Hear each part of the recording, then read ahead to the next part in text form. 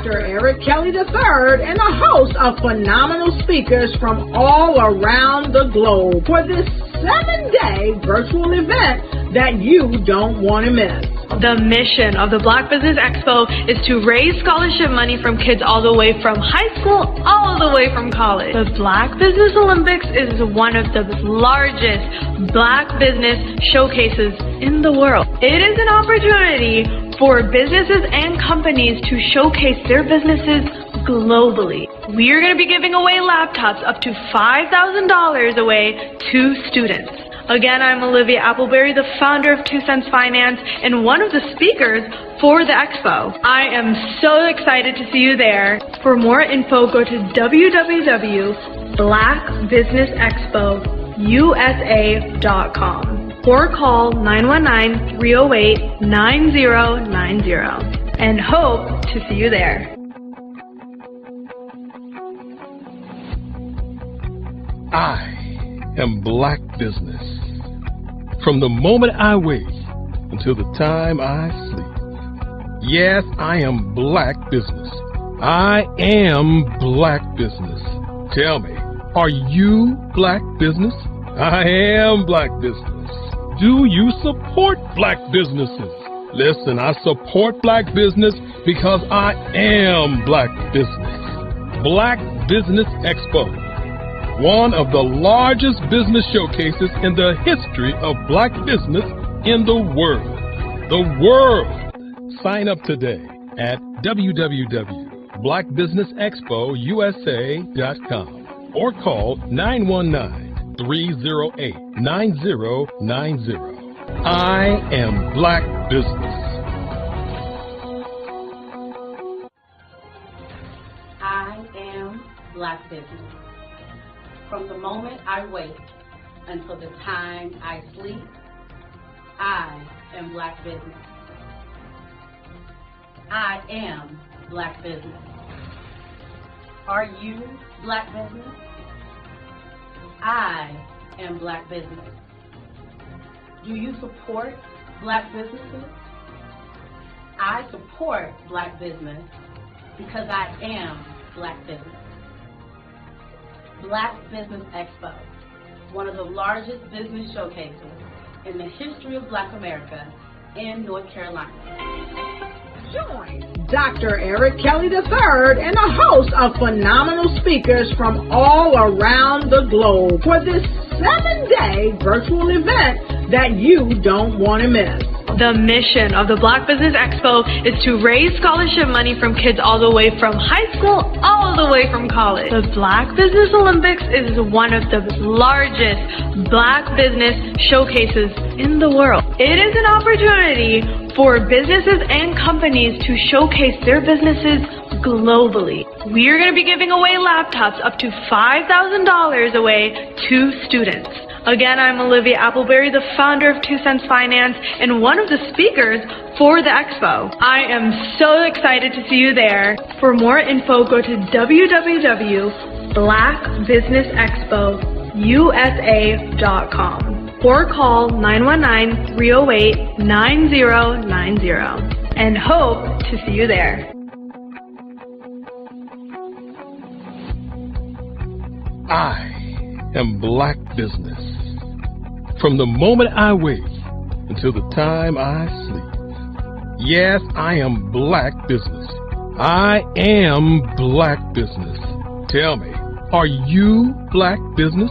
I am Black Business. Do you support Black businesses? Listen, I support Black business because I am Black Business. Black Business Expo, one of the largest business showcases in the history of Black business in the world.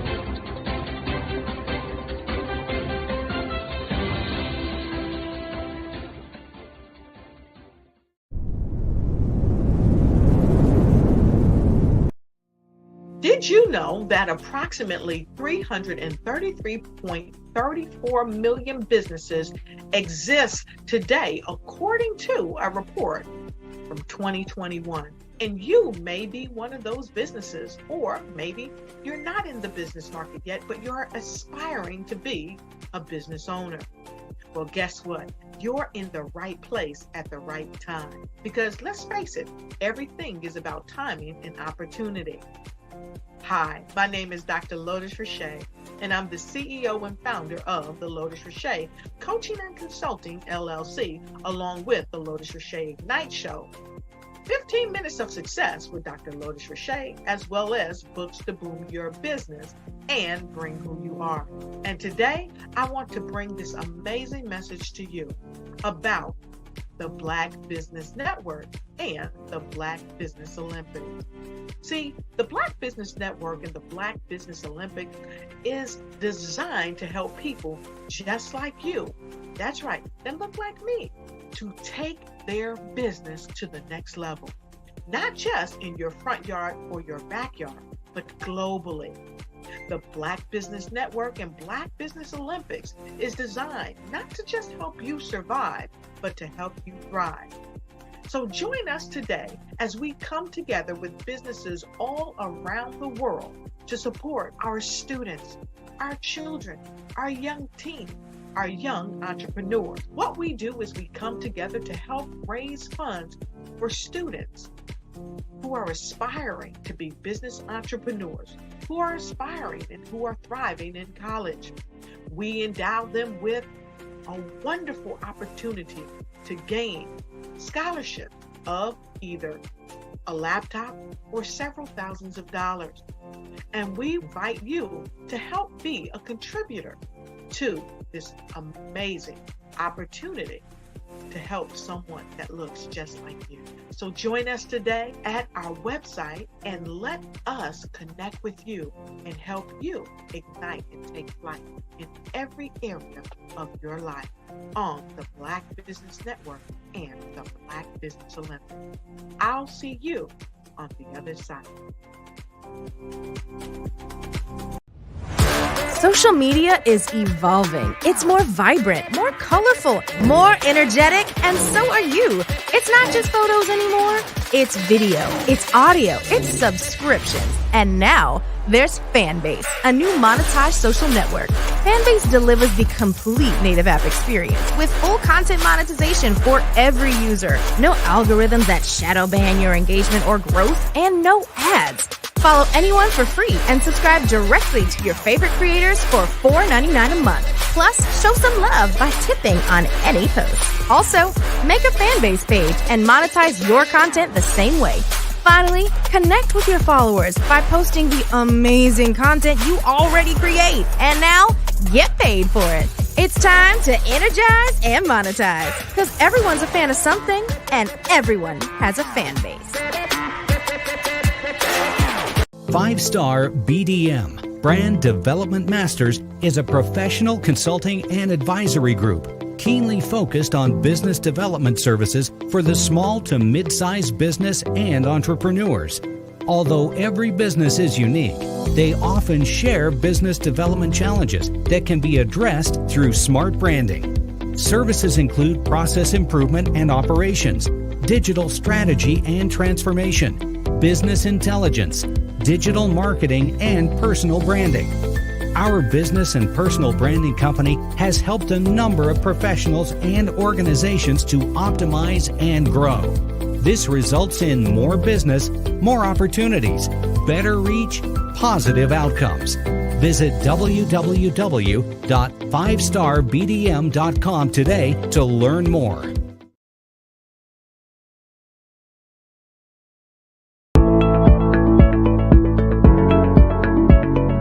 Prepare for what's coming and dominate in economic winter. Stand strong and thrive by showcasing your great products and services globally through the Black Business Network and Black Business Olympics. The Black Business Network has showcased over 2,000 companies with over $7 billion in sales each year. Over 10 million attendees have viewed the rebroadcast each month. Through the Black Business Olympics, unique styles of business training and mentoring are turning students into business owners and entrepreneurial warriors who will dominate in any economy.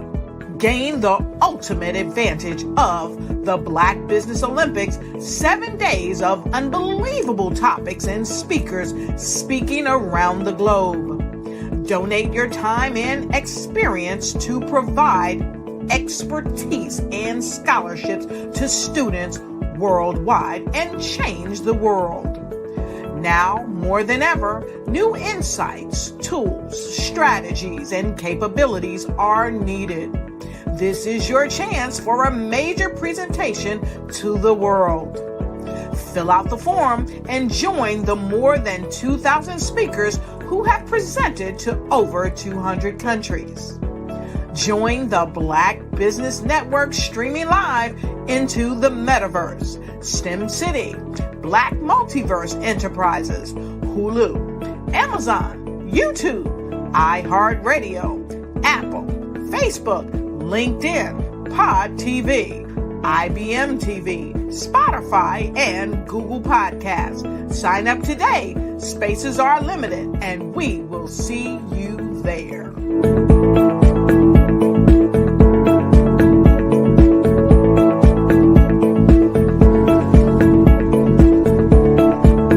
I'm Ramon Ray, founder of Smart Hustle Magazine and smallbiztechnology.com.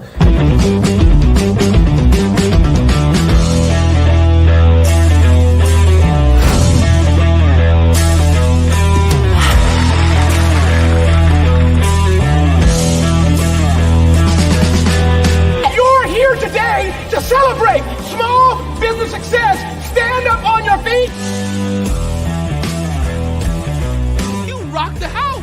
It was amazing. Didn't we learn?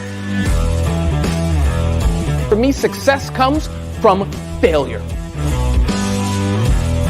One thing not to do is shake somebody's hand like this.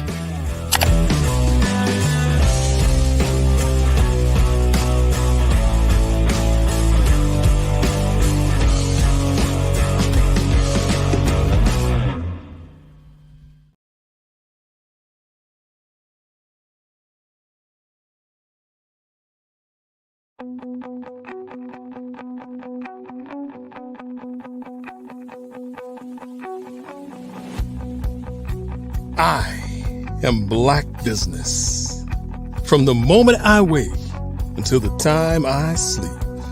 Yes, I am Black Business. I am Black Business. Tell me, are you Black Business?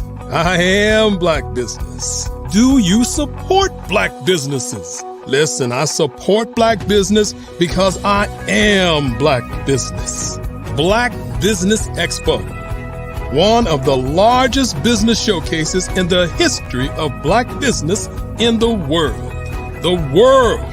Sign up today at www.blackbusinessexpousa.com or call 919-308-9090. I am Black Business.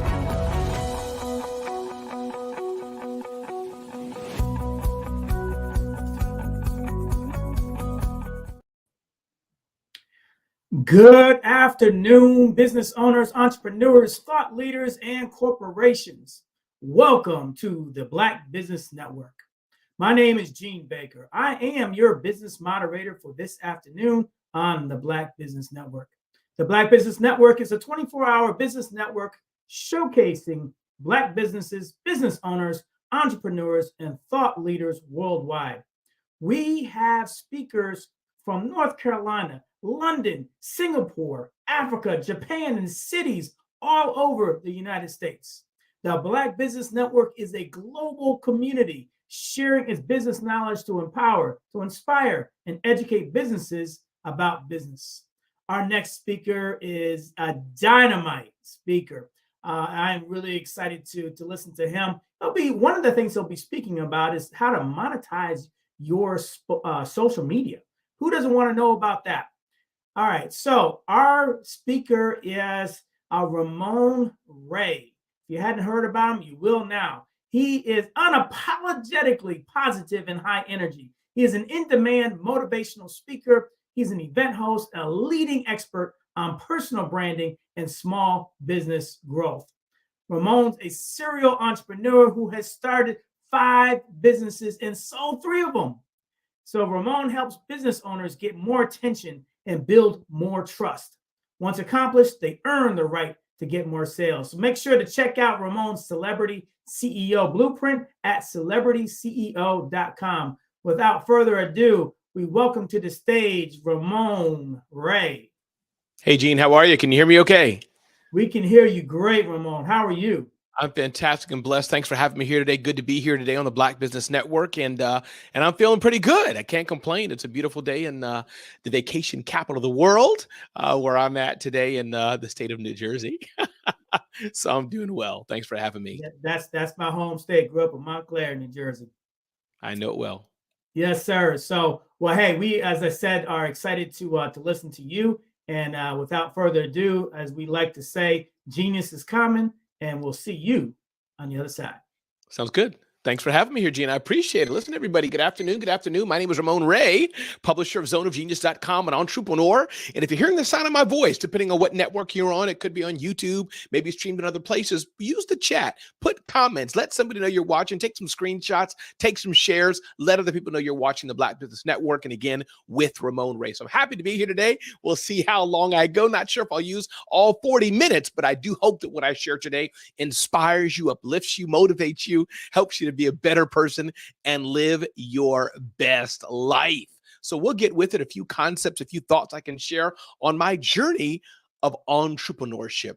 I'm been married for 30 years. I have 2 adult children. One of my sons lives overseas. My daughter lives here in the USA, and they're doing well. She's a teacher, and my other son is in the coaching space. So I'm very happy, and my wife is a wonderful, wonderful woman as well. So listen, I'm a family person, an entrepreneur, as Gene was kind enough to say, started 5 companies, sold 3 companies, author of 5 books.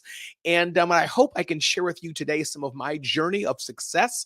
But I think all success, as you all may agree, comes with a bit of, as we say, lessons learned, challenges or failures, depending on which word you want to use, and success. You know, some things that we've done that are pretty interesting. One of my successes, as it were, is very interesting, that I got to interview President Barack Obama, got to be with Ivanka Trump in India, got to do a few cool things, graduated from the FBI Citizens Academy, and also fired from the United Nations.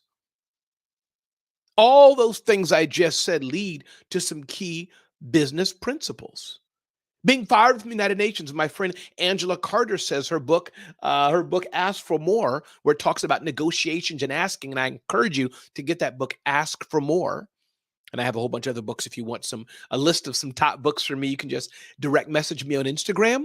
The word books. My Instagram handle is Ramon Ray Smart Hustle. Ramon Ray Smart Hustle. Just direct message me books. And let me know you're watching this on the Black Business Network. Put BBN in that chat as well. But her book, Ask for More, talks about that sometimes a no keeps us from a bad yes. So I have a few tips I want to share today of success in business, but I want to remind us some of the things that happen to us in life can be some of our greatest moments. I remember how I got to interview President Barack Obama. That was really, really cool, really, really interesting. As I understand at the time, Google Hangout was in motion and very popular, and they wanted to increase the popularity of that app. And I believe it was about 300,000 people had applied to interview the president. And I was honored to be one of those people. 5 of 300,000 people, they picked me to interview the president. And I think the lesson there shows persistence, going forward, endurance, understanding what somebody wants, understanding how to get in the door and get your foot in the door. So this is my journey. The question I want you to ask yourself is, while you can't be me for sure, while for sure I can't be you, the question we want to ask ourselves is, what will you be? Where will you end up? Where will you go? Who will you serve? Whose life will you impact today or tomorrow? Who do you need to ask forgiveness of? So let's go on to some of these points. I have some notes here. And I hope these points help you as I share with you my journey. I hope you can learn something from me of my journey. Again, I'm not a perfect person. Fired from the United Nations. My life may have been better than yours. Maybe your life has been better than mine. But we all have a journey and a story. And I think one thing I want to touch on today is the power of grit.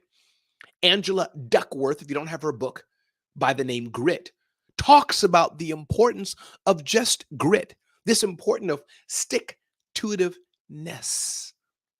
It's so powerful and so important, Angela talks about. And again, other books, if you want to get my full list of books for small business owners, you can just DM me on Instagram.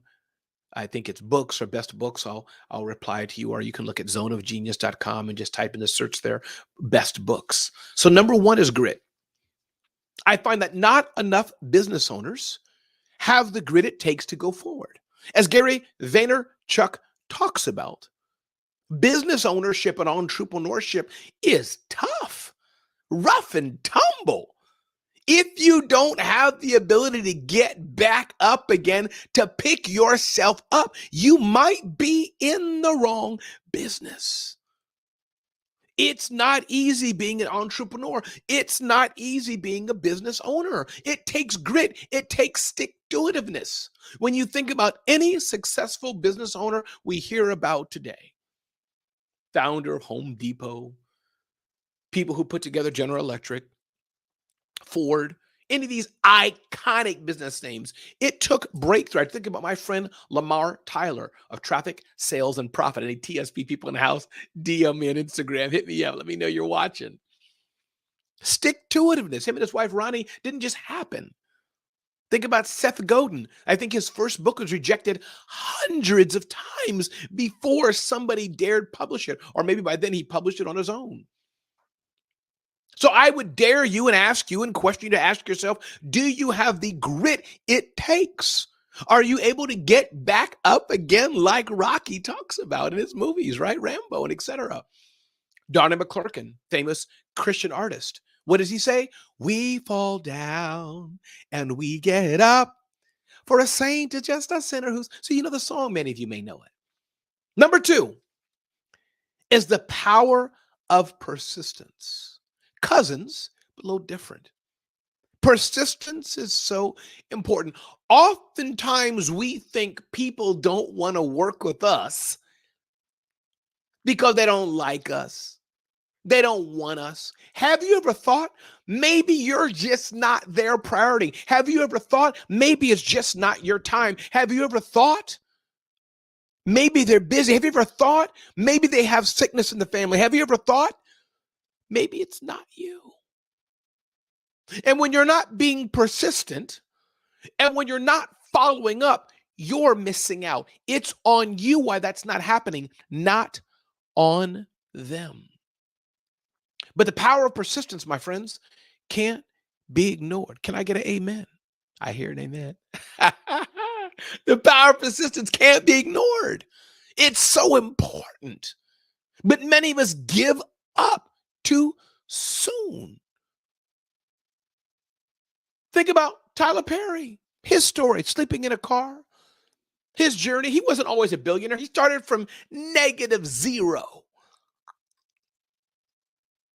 You think about the stories of the icons. Thank you for that. The stories that we hear should inspire us to go on. Think about Steve Harvey. Trying to get into comedy, trying to do this, trying to do that. It was not easy for him, but he had to press forward. So the second part of this to be a successful entrepreneur is indeed the power of persistence. Now, let me be clear. Business ownership is not for everyone. Everyone doesn't have to be an entrepreneur. You could work for a great company and thrive there. Understand that entrepreneurship is not some badge of honor that we wear on our chest. Sometimes it is. But you can thrive and do well also by working for a good company. This is important. Tip number 3.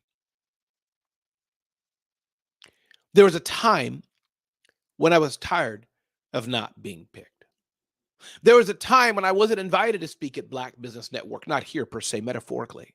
Time where I didn't get the invitations coming my way to be in a podcast, speak on a stage. Now I have people like Gary Vaynerchuk saying, Ramon, can you be on my stage? Seth Godin saying, Ramon, can you do a project with me?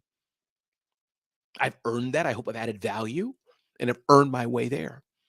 But there was a time when it didn't happen. And do you know what I did?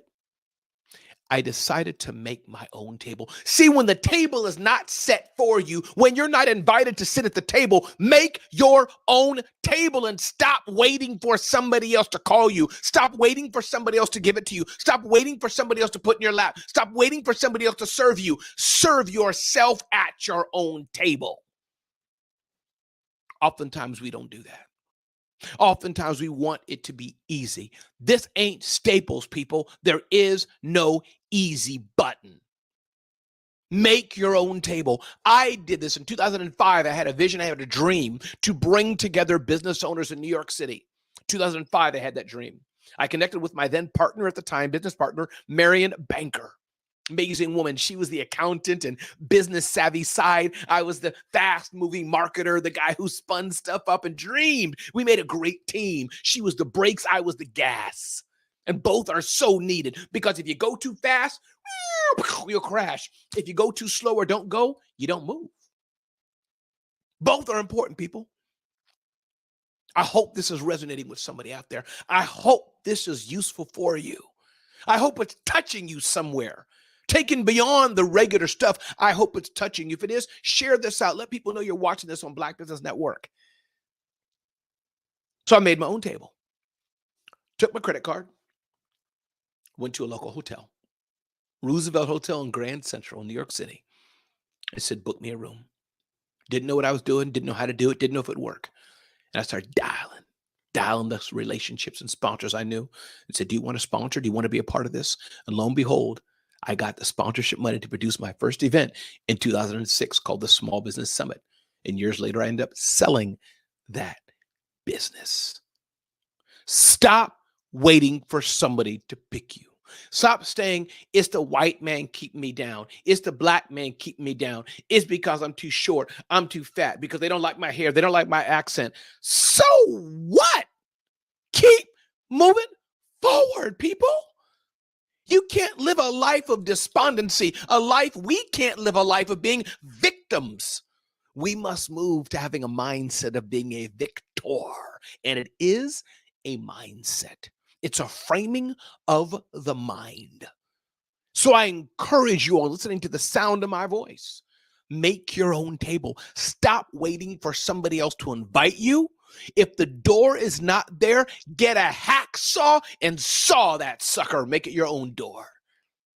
That's what I've done in my journey, and many of you I know can do it too. Tip number 4, be kind and nice to people. I was recently but some time ago at a hotel, and some boys were making some noise on the doors, banging on some doors and just being silly, being stupid. Police came and they were called, and boys didn't know it, but they were going to let the boys go. Finally, one boy decided to mouth off and be all hard and be all the man. Cops arrested him. I was right there. They had the right to arrest him, but they were going to give him mercy. This is just an example.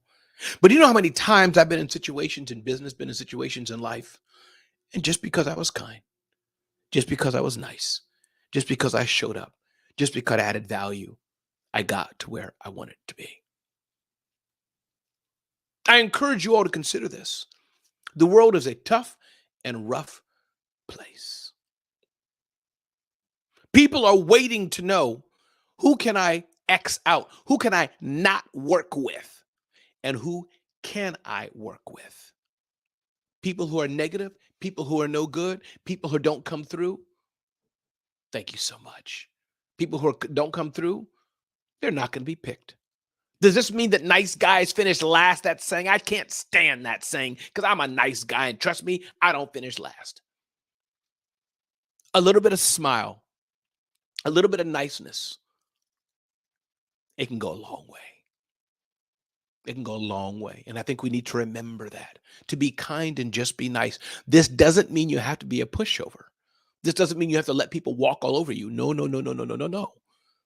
But it does mean that you can show up the right way. It does mean that you can show up and make a difference in somebody else's life. It does mean that you can have more patience. It does mean that when somebody yells at you, you can wait.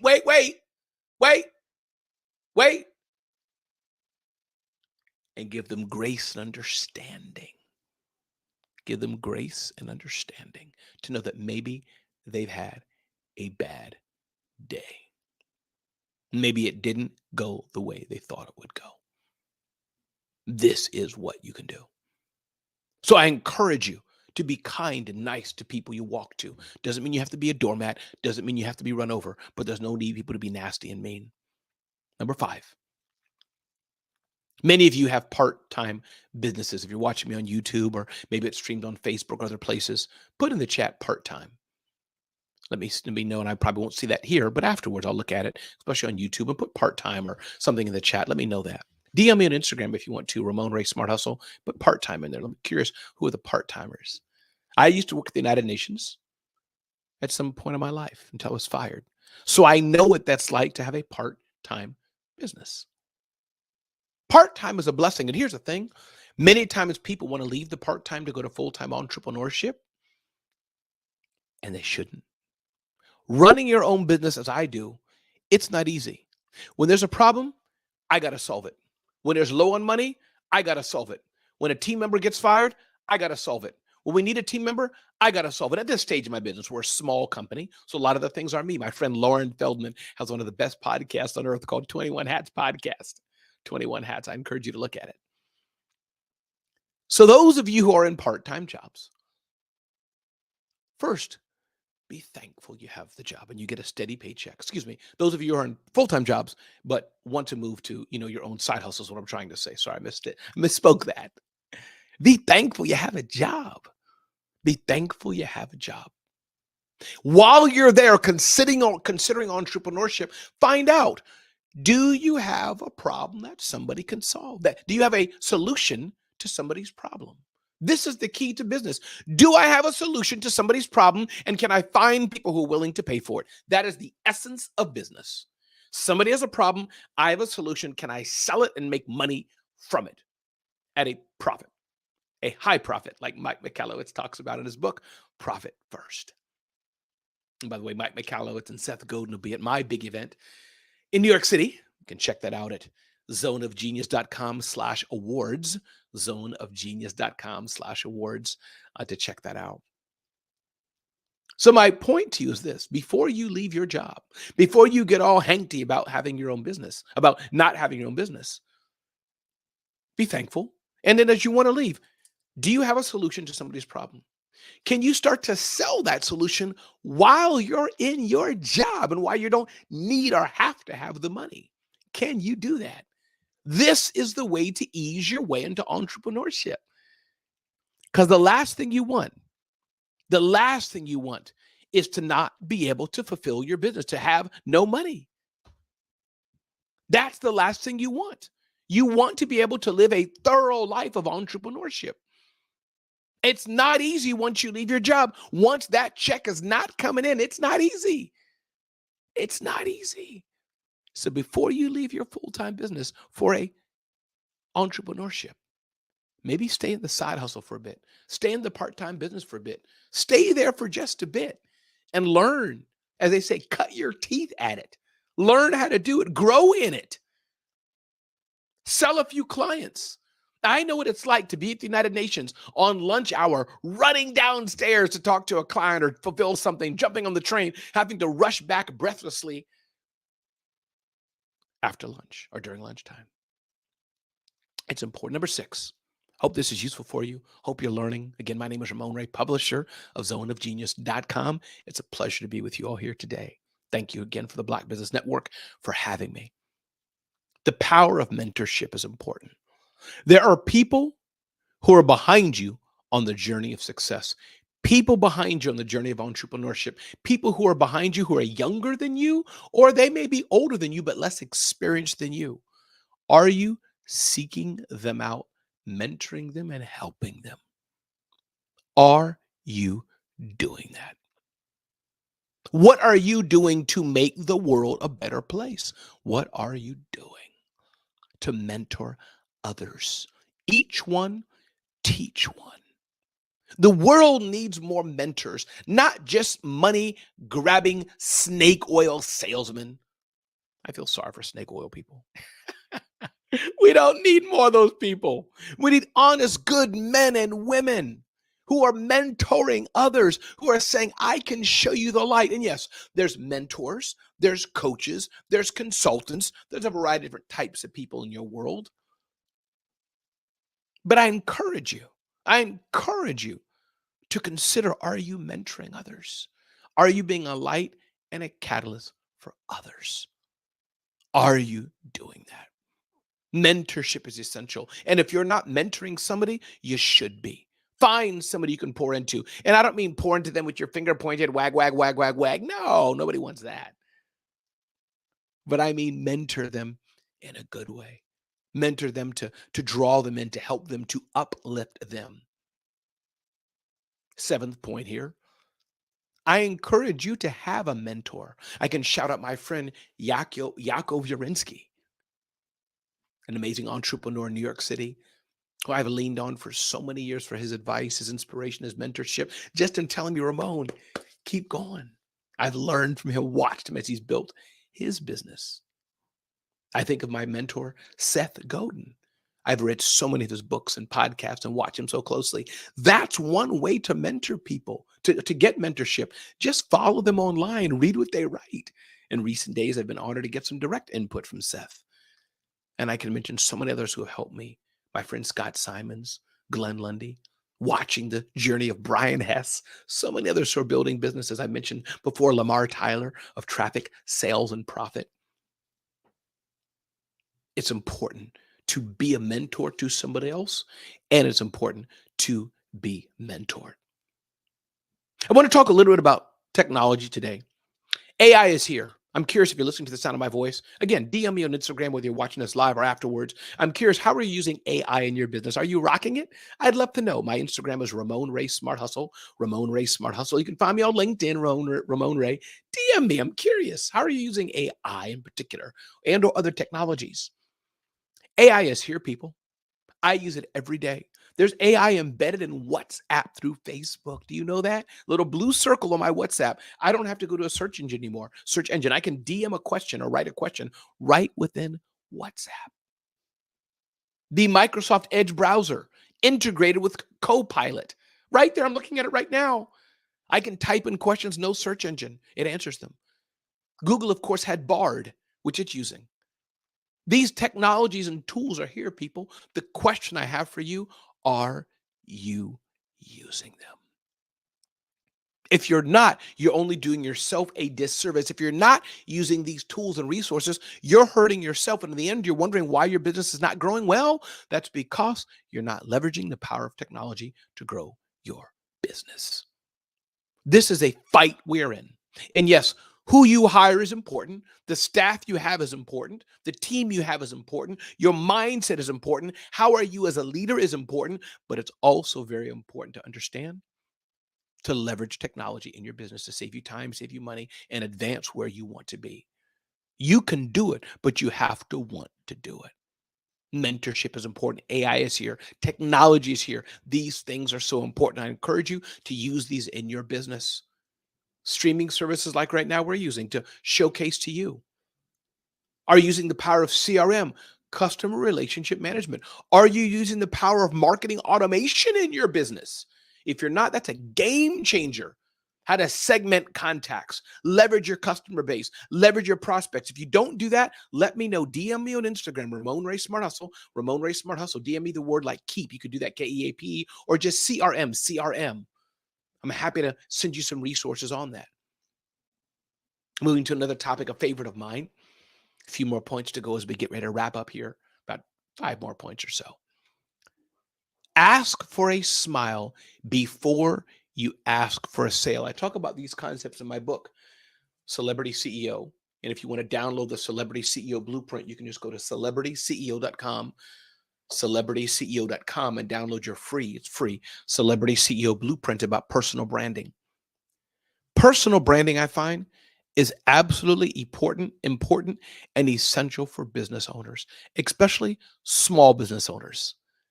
We're not a big brand like a Starbucks or a Procter & Gamble or Dell We're a small business, 200,000, 500,000, 3 million in revenue. Most likely a large part of our business is based on us, is built on our smile, our brand, how we show up, being at the local chamber event, speaking on Black Business Network.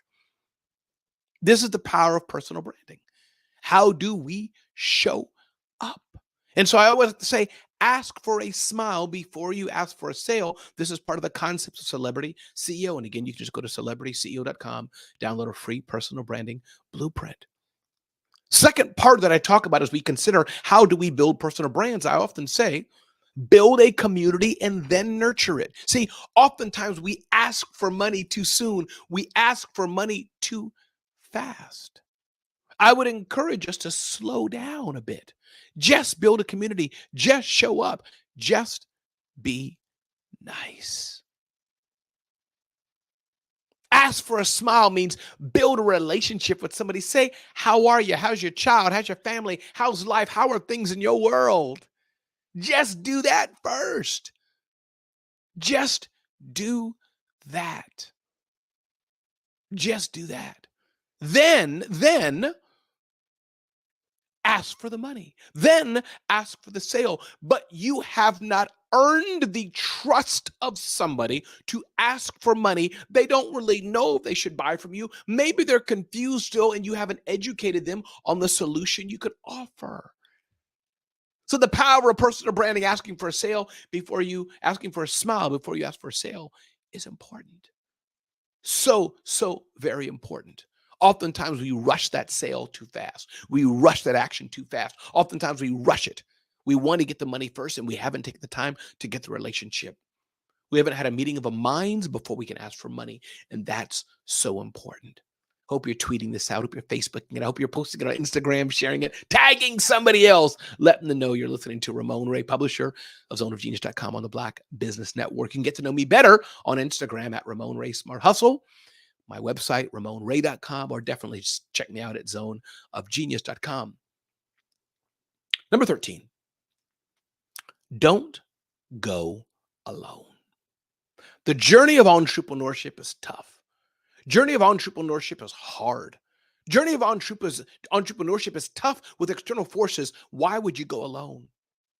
Find a networking group. Find a meetup group.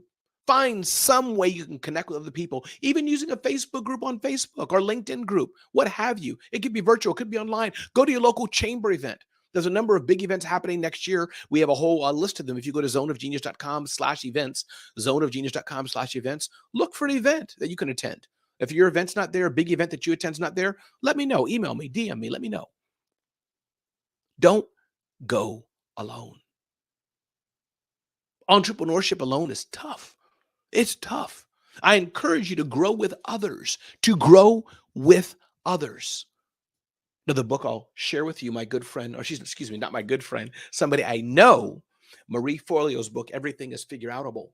I love the title itself, Everything is Figure-Outable, where she talks about the power of figuring things out. And again, if you want a list of books like this, you can just go on Instagram and DM me best books, or you can just go to zoneofgenius.com and just type in best books for small business or something like that in the search box, and it should come right up.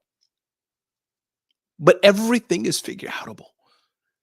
You got Google, you got Facebook, you got LinkedIn, you got YouTube, Chat GPT, get a free mentorship from SCORE.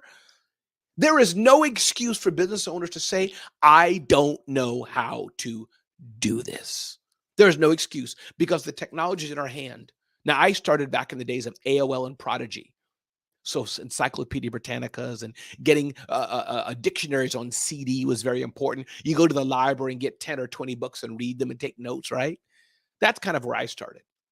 And think of our generations before that. But today, you can speak your voice and ask a question. How do I use AI? How do I build a more profitable business? How do I speak better? How do I balance family and business? It's all out there. You can put some of these words in zoneofgenius.com. There is no excuse to not know because, as Marie Forleo says, everything is figure-outable. Two more things I want to talk about before I wrap up this segment and turn it back over to the Black Business Network team is I encourage you to take risk. Some of you don't want to risk anything. You won't put up your money. You won't put up your time. You won't take a risk to get where you need to be. I don't know how any of the greatest things we see on earth or around us were done without some measure of risk. The Pilgrims couldn't have come to America. Harriet Tubman couldn't have done the work she did. Abraham Lincoln couldn't have done the work he did. We couldn't have had any of the greatness of things we did today without some risk. Winston Churchill fighting against the Nazi regime in World War II. He couldn't have done it without risk. And of course, people take bad risks too. They do take risks for evil, but you get the point I'm making. Don't be so risk averse that you miss out on the beauty of success because you don't have a little more tolerance for risk. Taking a bit of risk will get you far. I wouldn't have started smarthustle.com several years ago if I didn't take some risk buying the domain on my credit card and then I sold the business. I wouldn't have started smallbiztechnology.com many, many years ago if I wouldn't have taken the risk and built it and then I sold it. I wouldn't have started Small Business Summit many years ago with my then partner, Marion Banker, if I wouldn't have taken a risk. Today, I wouldn't have zoneofgenius.com if I wouldn't have bought the domain and invested in the resources to build it, if I wouldn't have taken a risk. Do all risks pan out? No. I've had many failures, many things that don't work out. But taking a risk is worth it. It's worth it because you get that sweet taste of success when you take a risk. Every day indeed. The other thing I want to touch on is the aspect of family. Family is important, but I want to say a balance here as I enter my last point here. Family first, yes. Spend time with family, yes. I have 2 children. I'm a wife, been married for 30 years. By God's grace, I've tried to be the best father and best husband I can be, yes. But make no mistake, without this business, this family don't have money. Both are important. So educate your family about what you do. Educate your family about your business. Educate your family about where you're going, where you want to go, about some of the challenges. Be careful telling them all the challenges, but educate your family. Let them grow with you, build with you, understand how dad, how mom makes their money. Educate your family. Listen, everybody. My name is Ramon Ray, publisher of zoneofgenius.com. It's been a privilege to serve you today, to inspire you. I hope I've inspired you, to help you get to the next level in your business and be the person you can be. Come on in, Gene. Be the person you can be. This is what life is about. To help each other succeed, help each other grow, help us get to the next level. This is what it's about today. I'll see you with the Black Business Network team, Gene, or whoever may be available. I'll wait till they come up here. Until they're ready, though, I encourage you to keep going on. If you're not around family or people who can encourage you, not around people who can help you get to the next level, find people. You're still worried about what your mama told you, what your daddy told you. Change the soundtrack that's playing in your head. John Acuff talks about that in his book, Soundtrack. Many of us are sadly the way we are because we won't forgive. We won't let go. So that's me. That's Ramon Ray. Again, Black Business Network, if y'all want to come, you can, or maybe we just move into a commercial break. But I'll stay here and smile and look at the people and chat for a bit. Y'all tell me what we do next. But I hope people have enjoyed it. Hope you've enjoyed this time with me today. I know I've enjoyed serving you. It's a beautiful, beautiful time we live in. I could be anywhere else in the world. Could be in this country, that country, with the atrocities and horror of things happening. But I'm blessed today, sitting here in the quietness of my home office, making a difference in the world. You should ask yourself, are you making a difference in the world?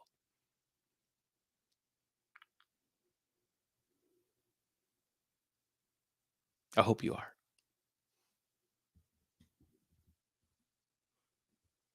All right.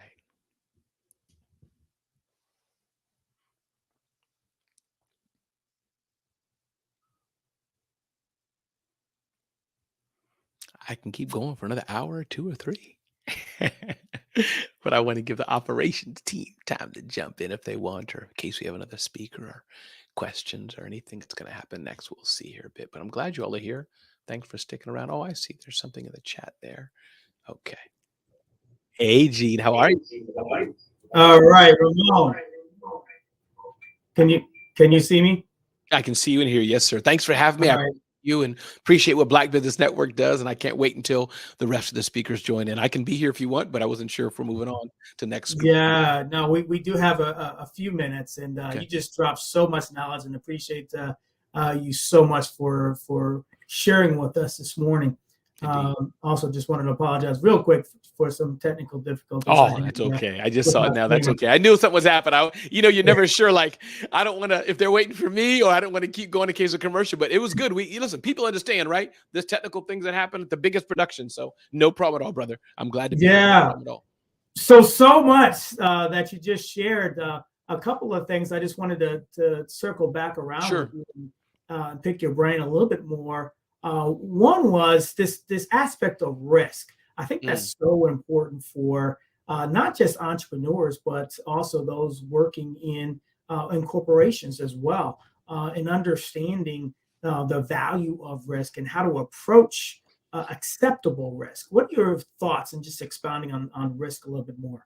Yeah, I love it, Gene. And I'm sure, Gene, you've taken risks before in your life. I'm sure you have. You wouldn't be here where you are today with that beautiful, beautiful baller looking tie and jacket. You wouldn't be here today. You didn't take some risk. But it's important. So here's what I mean about risk. 2 or 3 types, Gene. Some people have the risk tolerance. They bet the quote unquote house. I'm going to bet everything. If it doesn't work, Gene, I'm sure you have friends like it. I have friends like it. They're hurting bad. Yeah. I don't encourage people to take that kind of risk. If something happens, you and your wife, or you and your husband and 4 little kids that are just born are going to be on the street. Don't do that. But if you can't take the risk and say, I'm going to take a risk and call Gene, I'm going to take a risk and approach this brand, and the worst they can say is no, or I'll take a risk, depending on your budget, depending on what your resources are, maybe Gene can lose $5,000. He'd be a little upset about it, but he wouldn't be like, oh, I can't eat tomorrow. Gene, I do those risks. Take my credit card. Okay, $25,000. The reward is high enough. What's the worst that can happen, Gene? I'm in some debt, and I got to pay $200 fee per month, whatever it is. I mean, think about it. If that's the worst that can happen, what's the best? That's what I mean about risk, either the emotional risk. Let me not ask her. I don't want to ask her if she can speak at my event. Really? Is that helpful, Gene? Yeah, for sure. And second, last question is, please, this aspect of mentorship.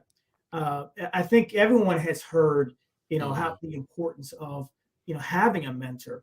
But I wanted to focus in on what you said about making sure that you are pouring into someone else and being a mentor. But the aspect of mentorship that I'd like you to speak on is, what have you gotten out of being someone's mentoring, pouring into others?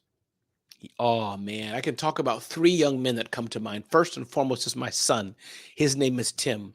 We talk several times a week, and he lives out of the USA right now, several times a week.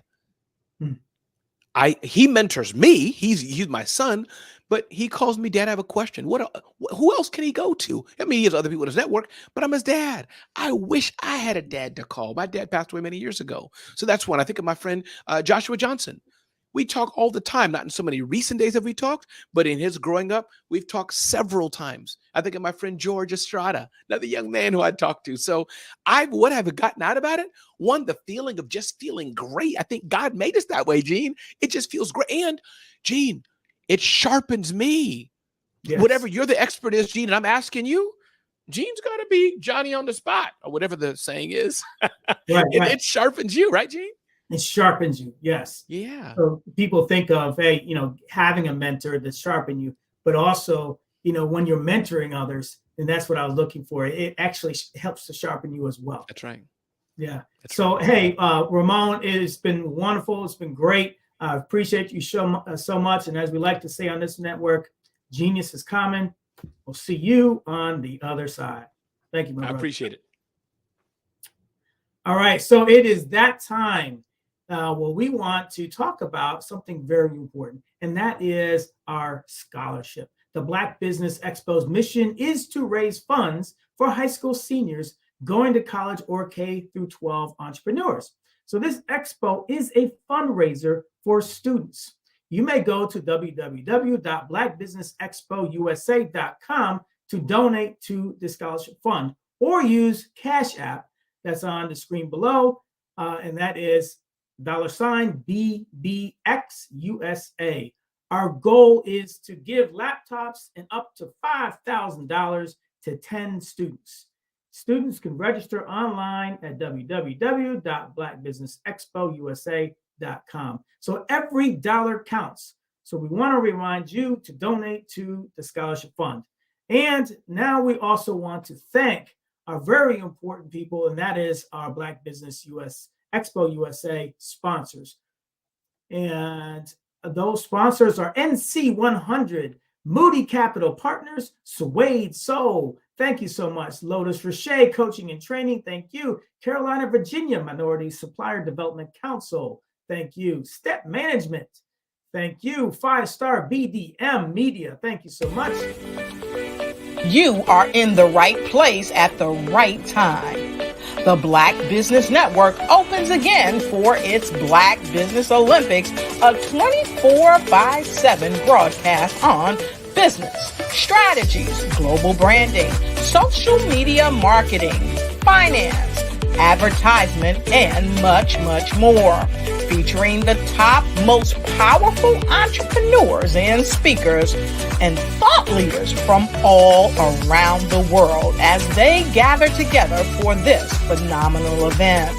Join the Black Business Network streaming live into the metaverse, STEM's Black Multiverse, Pod TV, Roku, Hulu, iHeartRadio, Apple TV, YouTube, TikTok, Instagram, Google Podcasts, Facebook, LinkedIn, IBM TV, Spotify, and Twitch.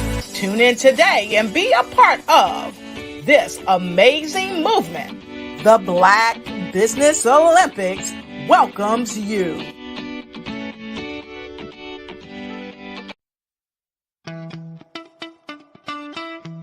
How many times have you been asked to help someone you didn't even know, a student, a business entrepreneur, or did you ever even ask, where did they end up? That business, that friend, that entrepreneur. Well, just maybe they ended up in a gang, bankrupt, homeless, or worse, dead. Maybe they turned to crime, drugs, and alcohol. Did you ever wonder? Did you destroy their dream, or was your life always so easy? At the Black Business Olympics, we started a movement to help students complete. Give them hope and foster success. Help them to leave their dreams of providing laptops, computers, and up to $5,000 in scholarship funds. Today, we ask you to help a student, a business owner, or an entrepreneur to realize their dream by sponsoring them, supporting them, and buying from them. Consider this. With $1.6 trillion in our Black community, we only ask for a small donation for our students, our businesses, and our entrepreneurs. And you can change a life today. So I ask you, what are you going to do? Sit on the sideline and watch our students in high school be losers, miss out on their dream from lack of resources? Or are you going to donate to the movement and change their future and yours as well? Give us a call today at 919-308-9090. Change their life by investing with action to the Black Business Olympic Fund. The Black Business Olympics, one of the largest business showcases of Black business in the history of the world.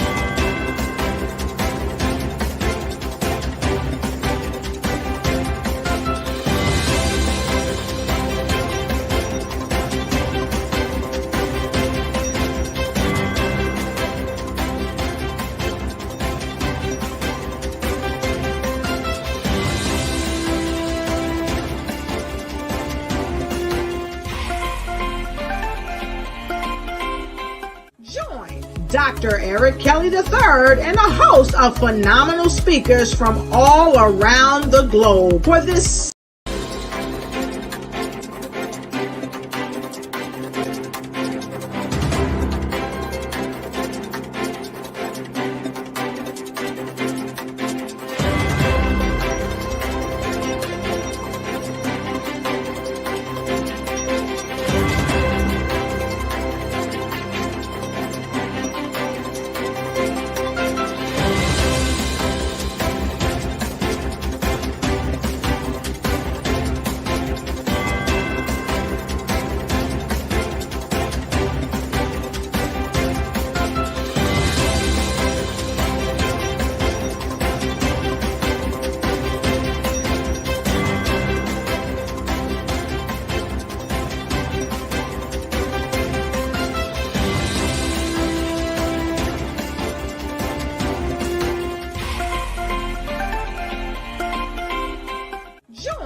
Dr. Eric Kelly III and a host of phenomenal speakers from all around the globe for this 7-day virtual event that you don't want to miss. The mission of the Black Business Expo is to raise scholarship money from kids all the way from high school, all the way from college. The Black Business Olympics is one of the largest Black business showcases in the world. It is an opportunity for businesses and companies to showcase their businesses globally. We are going to be giving away laptops up to $5,000 away to students. Again, I'm Olivia Appleberry, the founder of 2 Cents Finance and one of the speakers for the expo. I am so excited to see you there. For more info, go to www.blackbusinessexpousa.com or call 919-308-9090 and hope to see you there.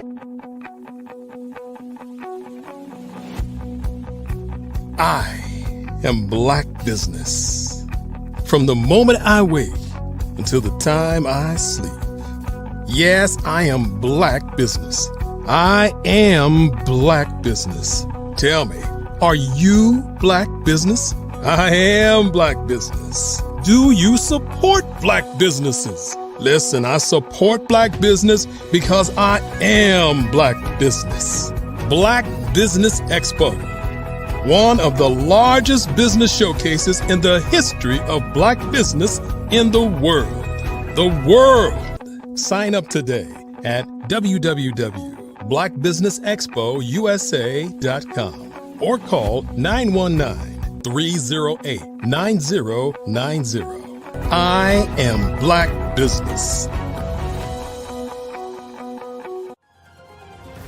I am Black Business. From the moment I wake until the time I sleep, I am Black Business. I am Black Business. Are you Black Business? I am Black Business. Do you support Black businesses? I support Black business because I am Black business. Black Business Expo, one of the largest business showcases in the history of Black America in North Carolina. Sign up today at www.blackbusinessexpousa.com or call 919-380-9090. I am Black Business. I am Black Business. From the moment I wake until the time I sleep, I am Black Business. I am Black Business. Are you Black Business? I am Black Business. Do you support Black businesses? I support Black business because I am Black business. Black Business Expo, one of the largest business showcases in the history of Black America in North Carolina. Sign up today at www.blackbusinessexpousa.com or call 919 380-9090. I am Black Business. I am Black Business. From the moment I wake until the time I sleep, I am Black Business. I am Black Business. Are you Black Business? I am Black Business. Do you support Black businesses? I support Black business because I am Black Business. Black Business Expo, one of the largest business showcases in the history of Black America in North Carolina. Sign up today. How many times have you been asked to help someone you didn't even know, a student, a business entrepreneur? Or did you ever even ask, where did they end up? That business, that friend, that entrepreneur. Well, just maybe they ended up in a gang, bankrupt, homeless, or worse, dead. Maybe they turned to crime, drugs, and alcohol. Did you ever wonder? Did you destroy their dream, or was your life always so easy? At the Black Business Olympics, we started a movement to help students complete. Give them hope and foster success. Help them to leave their dreams of providing laptops, computers, and up to $5,000 in scholarship funds. Today, we ask you to help a student, a business owner, or an entrepreneur to realize their dreams by sponsoring them, supporting them, and buying from them. Consider this. With $1.6 trillion in our Black community, we only ask for a small donation for our students, our businesses, and our entrepreneurs. And you can change a life today. So I ask you, what are you going to do? Sit on the sideline and watch our students in high school be losers, miss out on their dreams from lack of resources? Or are you going to donate to the movement and change their future and yours as well? Give us a call today at 919-308-9090. Change their life by investing with action to the Black Business Olympic Fund. The Black Business Olympics, one of the largest business showcases of Black business in the history of the world.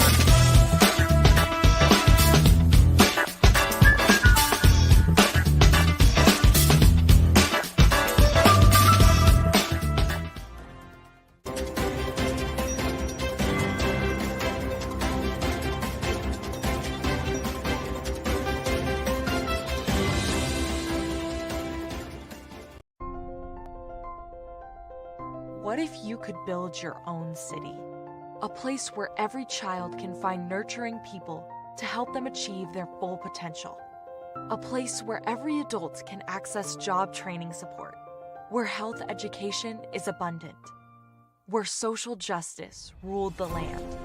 A place without limitations. Welcome. You have arrived at STEM City USA. It is what every city should be.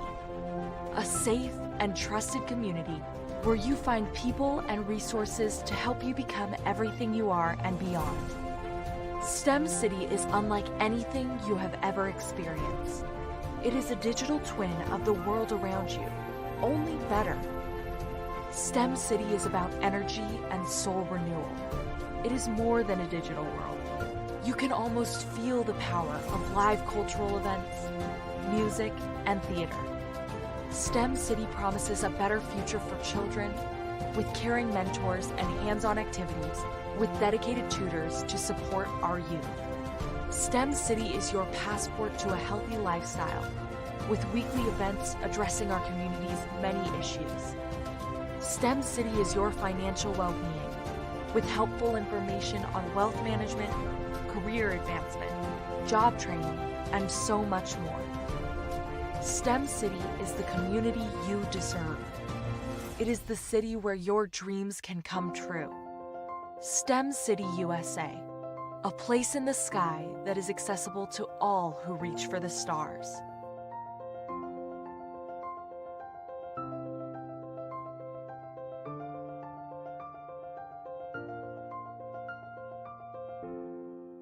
Sometimes you got to hear the news from the Black perspective, and more specifically, Black publishers. And that's exactly why you have to download the HeyTie app, the largest mobile app delivering breaking news, videos, and podcasts from 200 of your favorite Black publishers. Yes, 200 Black publishers delivering news as it happens, literally all in one app. Go to HAYTI.com or download the app in the Google Play Store or Apple App Store. It's completely free, along with information that you can trust, so go check them out. Are you a forward-thinking entrepreneur or business owner? The world is changing faster than ever, and it's time to pivot and adapt to the future. Hello LLC is here to help you do just that. Hello stands for helping enterprises leverage leading-edge optimizations.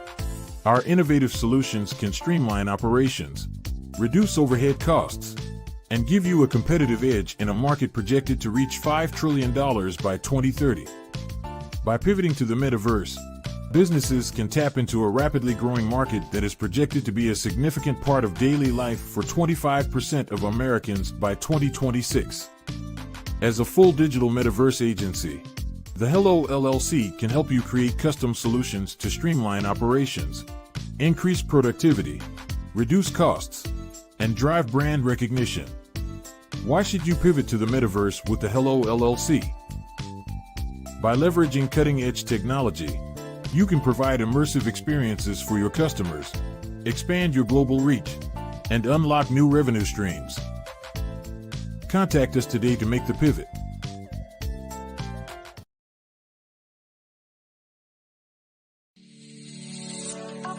Did you know that our black dollar only lasts for 6 hours in our community?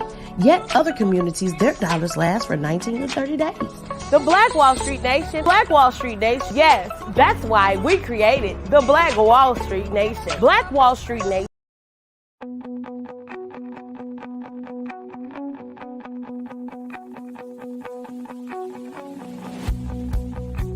I am Black Business.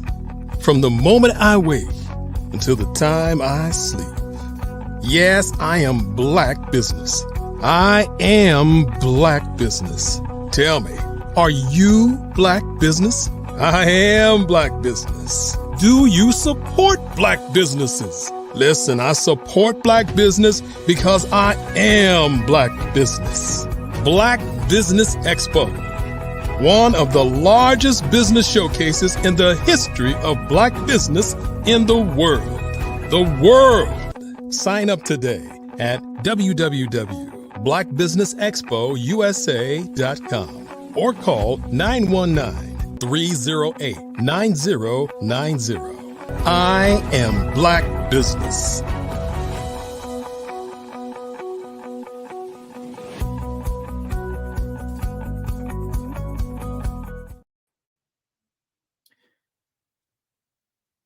Good afternoon, business owners, entrepreneurs, thought leaders, and corporations. Welcome to the Black Business Network. My name is Gene Baker. I am your business moderator for this afternoon on the Black Business Network. The Black Business Network is a 24-hour business network showcasing Black businesses, business owners, entrepreneurs, and thought leaders worldwide. We have speakers from North Carolina to London, Singapore, Africa, Japan, and cities all over the United States. The Black Business Network is a global community sharing its business knowledge to empower, to inspire, and to educate businesses about business. Our next speaker will be talking about using mentorship as your success strategy. Our next speaker is Sharonda Davis. She is unleashing the power of technology in healthcare. She's a critical care nurse with over 16 years experience, and she's on a mission to transform the industry through blockchain. And as a co-founder of the Huddle DAO and a master's in nursing informatics candidate, she is exactly the person to speak to us today about leading the charge in using the Web3 technology to improve patient care. So Next up, please give a round of applause for Sharonda Davis. Welcome to the stage. Thank you so much, Gene. Thank you all at the Black Business Network, Dr. Kelly and Grant, for having me. I'm so happy to be here today. I will be talking about blockchain and healthcare, not mentorship, but I am excited about the opportunities. And the last speaker that spoke about mentorship, I learned so much, and I'm so happy to be here today. Thank you, Gene. Well, I'm excited to learn about blockchain technology myself. So welcome to the stage. And as we love to say here, genius is coming. I'll see you on the other side. Thank you. Good afternoon, everyone.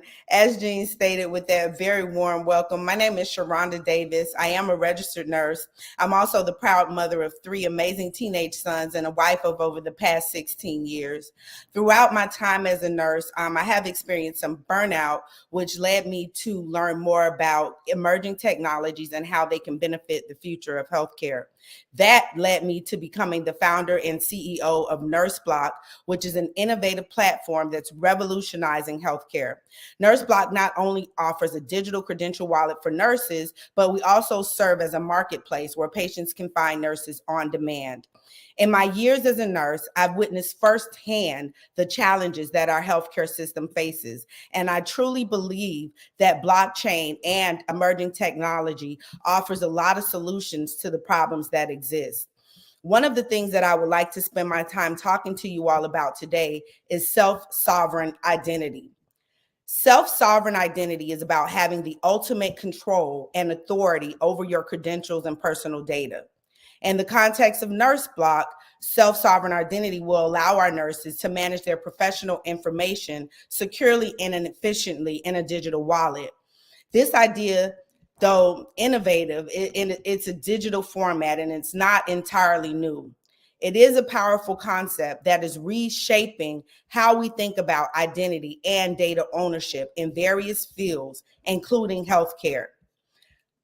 Self-sovereign identity is built on technology like the blockchain. And if I don't, what the main message I want to get across today is the importance of, as Black business owners, learning about blockchain and its ability to ensure security, privacy, and more control over our own data. SSI, or self-sovereign identity, is a concept where individuals control their own identity. Rather than relying on a centralized authority like government or corporations, SSI leaves our control up to us. The blockchain supports that by decentralization. So the blockchain is often defined as a decentralized ledger that basically controls various aspects of our lives. It's not controlled by any single entity. Instead, the person is allowed to control their own identity. This aligns with SSI principles by giving individuals control over their own identity. The blockchain is secure and private. It uses strong cryptography to secure data, making it safe to store sensitive identity information. Users of blockchain technology can control who sees their information and how much they get to see. And this is very important because we know that when we use applications like Facebook and Instagram, we're essentially handing over our control to these platforms. What the blockchain allows is a decentralized platform where we control exactly what people know and see about us. The credentials on the blockchain are verifiable, they're issued digitally, and they can easily be verified by the technology. The blockchain can store proof of credentials validity without actually storing the person's detail. So take, for instance, you want to go to the store and buy something that has an age requirement. Oftentimes you're required to hand them your driver's license, which not only has your birthday, it has your full name, it has your address, it has many details about you that you may not want to know. Self-sovereign identity is a wallet that you control, and you only give people access to what they need to know. So in that case, you would maybe swipe your phone and it would say, yes, this person is over the age of 21 without providing your exact birthday, your exact name, or or your exact address. Now, I believe that this is the wave of the future. Just like we tap to buy things, I believe that we're going to tap our digital wallets, and we're going to give access to only the information that we want people to know. In a sense, we're creating immutable or permanent records, because once something is recorded on the blockchain, it cannot be altered or deleted. This immutability means that our identity records and credentials are permanent and tamper-proof. It really decreases the risk of hacking and people getting into our personal lives when we don't want them to. This increases trust in the system. The blockchain is portable and persistent. It can be used on our cell phones. Eventually, it'll probably be able to be used on our watches. Blockchain allows individuals to have a digital identity that is portable and permanent over time. It's not tied to any single service provider or platform. This means that you can take your identity with you as you interact with different services, both online and offline. It also allows you to control who sees what. It gives you control over your identity data and how that data is used. This is very important when it comes to healthcare. And I want to walk you through a scenario where blockchain and self-sovereign identity can be used to maintain patient records. Let me give you an example. Let's take, for instance, a patient named Emma. Now, Emma has been going to the doctor for years. She has many different doctors. She has many different medications, and all of this information is being controlled by the hospitals, by the physicians. It's all kept in an electronic health record that Emma has access to, but no control over, okay? Now, Emma has a detailed medical history, various providers, doctors, hospitals, labs. With the blockchain and self-sovereign identity, Emma's health records become her own. She is able to contain all of her records in her own digital platform, and then she's able to give access to her records to the providers as she sees fit. So instead of having to log in and see what the providers have, she's able to allow the providers to log into her wallet and see what she has. This reverses it. This takes the power away from centralized organizations and decentralizes it, placing that power in our hand. This is the power of the blockchain, the ability to transfer records between providers as often and slow as Emma sees fit. This helps with things like consent when you're participating in research studies. We all have heard of the Tuskegee experiment, and we know how many people were harmed by that experiment because maybe their consent was not even given. When it comes down to the blockchain and your health records, you are the one that controls the keys. You are the one that opens your wallet and closes your wallet. You determine who sees what. This is super important with our health records because it puts the power of our health into our own hands. This is why I'm so passionate about blockchain technology, because it takes away the power from centralized organizations and it places it into each and every one of our own control. With self-sovereign identity implementation, digital identity creation is on the blockchain-based platform. This identity is unique and controlled solely by the user. It digitizes our health records. Each healthcare provider that Emma visits issues her digital health records. These could be test results, diagnosis, treatment plans. These records are linked to Emma's digital identity. These are verified by the providers, and then they're encrypted or stored securely on the blockchain. So now Emma is the one that has to give control and consent to who sees these digital records. She can grant or revoke access to her healthcare providers at any time. For example, if she visits a new specialist, she can give them access to only the healthcare information that is relevant to that specialist. She can easily share these records whenever visiting a new doctor. If she's traveling abroad, if she's in a different country and she needs access, she always has this control. And this is the power of the blockchain. leave anything with you all today, I really want to stress the power of the blockchain to control the information that belongs to you. This is so important for Black businesses because as the blockchain technology continues to develop, we are all going to want to be in control of the information about our businesses and our companies that is put out into the world. Back to Emma. When Emma's records are updated, her health passport or her digital wallet is updated. She receives notifications and can review these updates in real time. Like I said, the benefits of this are privacy and security. Emma's health data is secure and private, and it's shared only with her consent. This makes this more efficient, more fast, more seamless, and in certain cases, this could really save Emma's life. As it pertains to NurseBlock, we are a digital credential wallet that allows nurses to maintain their own credentials. So my nursing license, my nursing degree, my years of experience, any certifications that I take, they're all verified and uploaded into a digital wallet. For me, this is groundbreaking because as a travel nurse, every 3 months when I have a new assignment, I have to upload all of my documents to centralized databases that are controlled by the companies that I'm working for. With NurseBlock, my digital wallet is mine. I can show it to hospitals. I can show it to patients. In the future, I may be able to show it to clinics in the metaverse. This allows me to control my career, and it allows patients and hospitals that want to work with me to be able to see my information without knowing everything about me. Can you imagine the biases that this helps to overcome?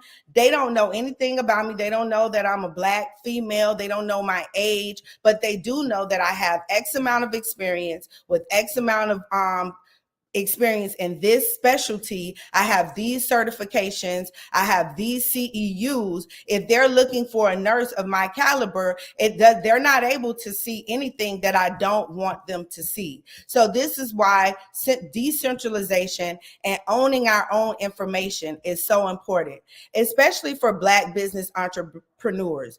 This means greater control over your digital footprint. It helps you control and manage how your business is represented online.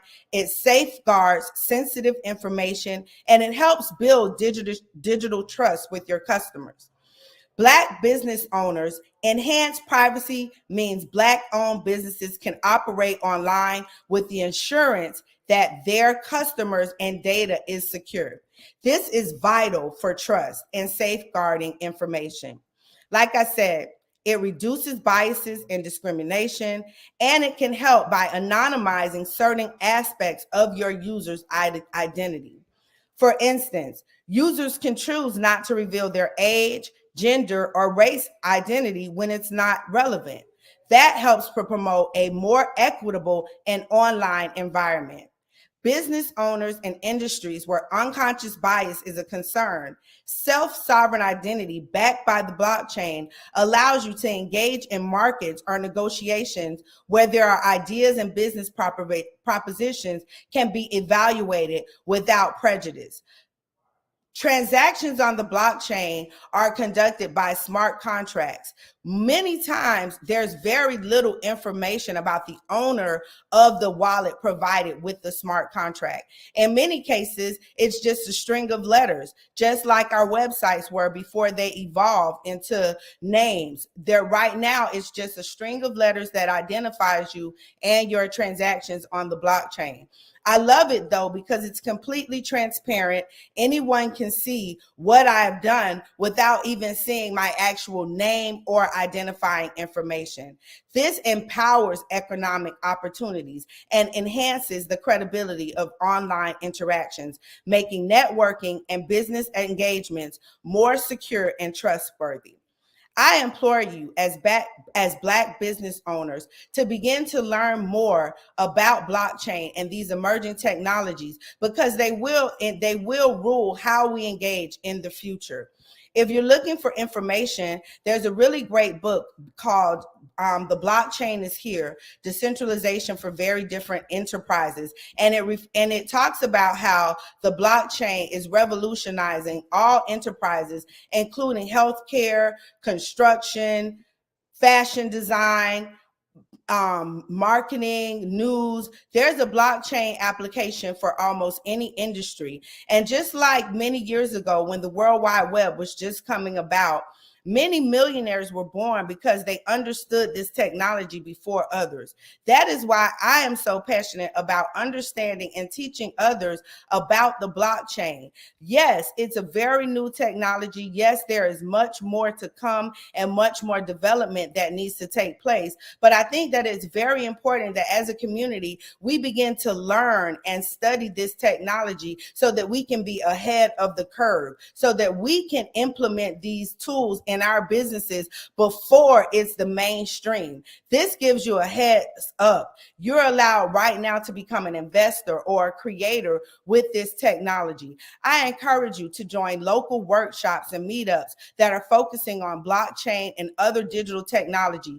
This makes it not only more accessible for you, but also for your customers and your clients.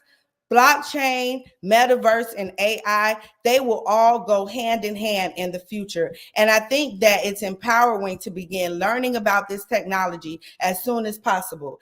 Educate yourselves, explore the possibility, and think creatively about how this technology can be integrated into your business. The book that I mentioned is actually called Enterprise Blockchain Has Arrived: Real Deployments and Real Value. It's written by Jordan Woods and Radhika Iyengar, and you can find it on Amazon.com.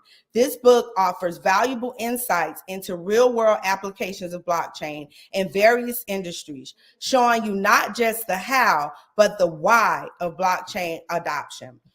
Additionally, for ongoing insights and discussions about blockchain and healthcare, I invite you to follow me on social media platforms under the handle NFT Nurse. I share regular updates and thoughts about blockchain, digital identity, and the impact on our profession. Remember, the journey into blockchain and digital innovation is not just one person's pursuit. It's a collective journey, and I believe that it's important for us to explore, learn, and grow together. Let's embrace this technology to not only enhance our business, but also to empower our communities. I really appreciate the opportunity to speak to you all today that was given to me by the Black Enterprise Network, and I look forward to connecting with many of you in the future as we explore the exciting possibilities of the blockchain together. Thank you. Sharonda, that was awesome. You know, I work in healthcare myself and do a lot with digital health. And one of the things they talk about that I loved how you spoke about it is this aspect of owning your data and the privacy about it. And because it's decentralized, when I was first thinking about, how does decentralization make your data more private? I couldn't understand that, but really, when you think about it, for someone that wants to get into your data, if it was centralized, once they get into a centralized data port, now they have access to everybody's. When it's decentralized, it actually does make it more private for you, right? Yes, it does. And I'm so glad that you mentioned that, Gene. We know, if you work in healthcare, how often EHRs are hacked. And it causes a big problem because everyone's information is exposed to these hackers. With the more decentralized platform, you are the owner of your information. Now, I know this will take years to actually take place, but if I'm in control of my information and the system gets hacked, in order to hack the blockchain, you have to hack so many different levels, so many different nodes to actually hack the blockchain. So in a sense, it makes your data more secure and more private. Yeah, for sure. And the other aspect of this, I'm wondering if you can kind of speak to, is monetizing your data. So in healthcare, we've got these big healthcare organizations that have all this data, but when it becomes more decentralized and the patient owns their data, well, the next part of that is, okay, you want my data? Well, what can we work out? Is there a piece to that where, the healthcare or the IDN systems out there, the hospital systems, right, are getting all these bonuses, for meeting healthcare, goals that they have, right? So if they want to partner with their patients and the patients own that data, that creates an opportunity for a more meaningful partnership. What are your thoughts around that? I agree wholeheartedly, and it's unfortunate. Most of the time when we visit the doctor, we don't even know how our data is being monetized. Oftentimes we just go and we don't know what they're doing with with our data, and they are receiving huge bonuses and kickbacks for using our data in ways that we're even unaware of. And a lot of people that have very chronic illnesses, heart failure, sickle cell anemia, these disease processes are studied heavily. If you own your data and you can say, hey, I'll give you access to my lab report for a fee. You can see what my labs have looked like. You can see the progression of my disease over time for a fee. I think that empowers a lot of patients that may even not be able to earn an income because of their illness. This may allow them some form of income just because they spend so much time going to the doctor. They spend so much time having labs drawn, having their vital signs done. This way, I don't know how much it would be worth, but I do think it's a way to monetize this data that is already being monetized. Just the patient isn't receiving that money. Yeah. What's crazy when you think about all of the digital technology that's out there now.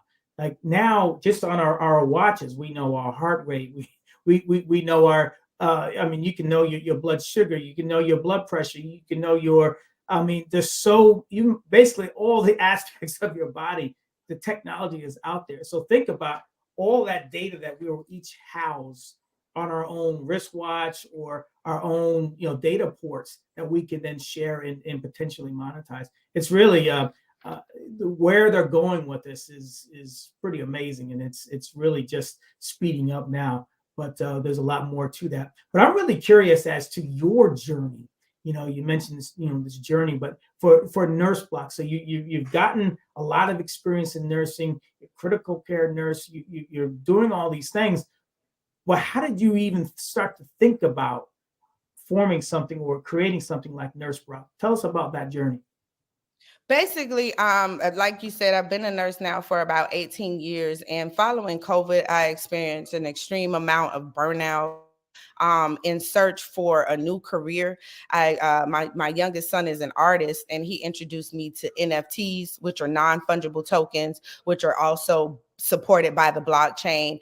And I kind of fell down the rabbit hole. And immediately after understanding the technology and decentralization, I wanted to bring this to healthcare in a way that would not only empower patients, but that it would also empower the nurses and the providers that take care of the patients. So that's basically how I've gotten here today. Initially, I founded the Huddle DAO, which is a decentralized autonomous organization that allows nurses to come in and form partnership and make decisions collectively. And from there, we branched off into Nurse Block, which is the digital credential wallet for nurses.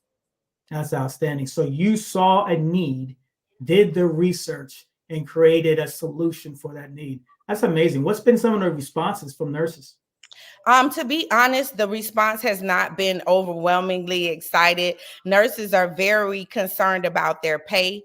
And when you start to mention crypto and blockchain, it takes a lot of education and that's what I'm committed to. I'm committed to educating not just nurses, but to anyone that I can about the potential of this technology. So as it pertains to nurses, they have not really drank the Kool-Aid yet, for lack of a better term, but they are coming on board slowly. And I think as we begin to understand this technology more, we will all begin to be more and more interested in its practical applications to our daily lives. Yeah, it's a heavy lift, and I understand that. So education. You also mentioned that the importance of as you're trying to learn and educate yourself, joining various communities. Do you have any particular communities that you would recommend? I'm a part of a community called Web3 Equity. It's focused on making Web3 equitable for women, and it's located in Miami. There's also the Atlanta Blockchain Center for anyone that's here in Atlanta that would like to learn more about blockchain technology. They have meetings every Thursday night that teaches about different aspects of the blockchain. And then find in your local community, I'm sure there's always a small sect of Web3 enthusiasts that meet often and talk about blockchain. There's a large community on LinkedIn and Twitter that talks a lot about Web3 and blockchain technology. So I suggest going onto Twitter and just jumping into some of the spaces where they're talking about Web3, they're talking about blockchain. I think that's one of the best ways to learn and become more and more immersed in this technology. Love it. So switching gears just a little bit, from a business standpoint, you're I believe you said you're a visiting nurse, which is a little bit different than being in an institution, and carries its own challenges and opportunities, right? But as you think about kind of building a business, and you're kind of in this space of building a solution and getting it out there, speak to some of the challenges. I mean, you mentioned it, from an educational standpoint, but what are some of the other challenges that you can speak to from an entrepreneurial standpoint? One of the challenges is still working full-time as a nurse and being a mom and a wife and trying to navigate all of those things. I'm 46 now, and this, I feel like this is a mission that God dropped on me. Honestly, if I could pass it on to someone else, I probably would, because it's very, very challenging to balance all of these things, especially when you're so passionate about something, and then trying to keep that in perspective with being a wife, with being a mother, and still working full time. So I would also say funding is a huge challenge at times, finding the funding to continue on. Eventually, I hope to be able to dedicate my time full time to Nurse Block and not have to divide it right now with working as a full-time nurse. So personally, those are some of the challenges that I find. And communities like the Black Business Network and other communities that I've become a part of on LinkedIn give me a lot of advice and support in that way. But those are my main personal challenges, is trying to balance my personal family life with now the entrepreneurship and becoming a startup founder, because I feel so passionate and strongly about everything, my life as a wife, as a mother, but then also about Nurse Block. It keeps me up at night wanting to see it succeed. And so that's a huge challenge for me. So when you mention, you talk about passion, I think that's so critical when you think about entrepreneurial pursuits, because especially when you have a full-time job, anything outside of that, if it's another job, is going to be draining. But when you're passionate about something, doesn't that almost give you even more energy to do the things that you have to do? Because I'm sure that there's some late nights, early mornings, you got to fit all this stuff in around your job. How important is passion in your life, in this pursuit? Passion is very important. I think that passion is what drives me. However, I have had to learn to,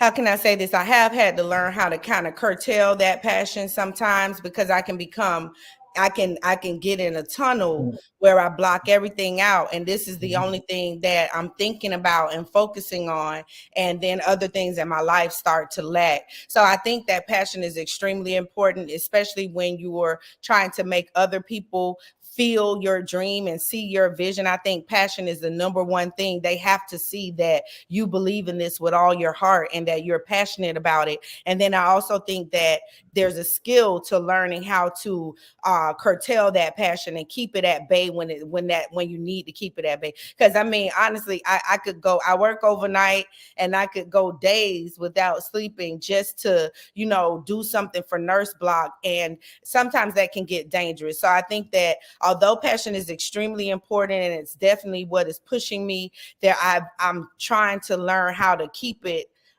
in control at times. Yeah, it's passion is it's like a burning bright light, right?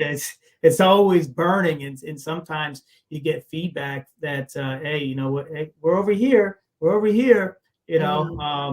but it is so critical to have that passion and have that belief in what you're doing. So congratulations to you and Thank success you. you're, Thank you so much. you're having to date. But let's keep it going. We have a few more minutes.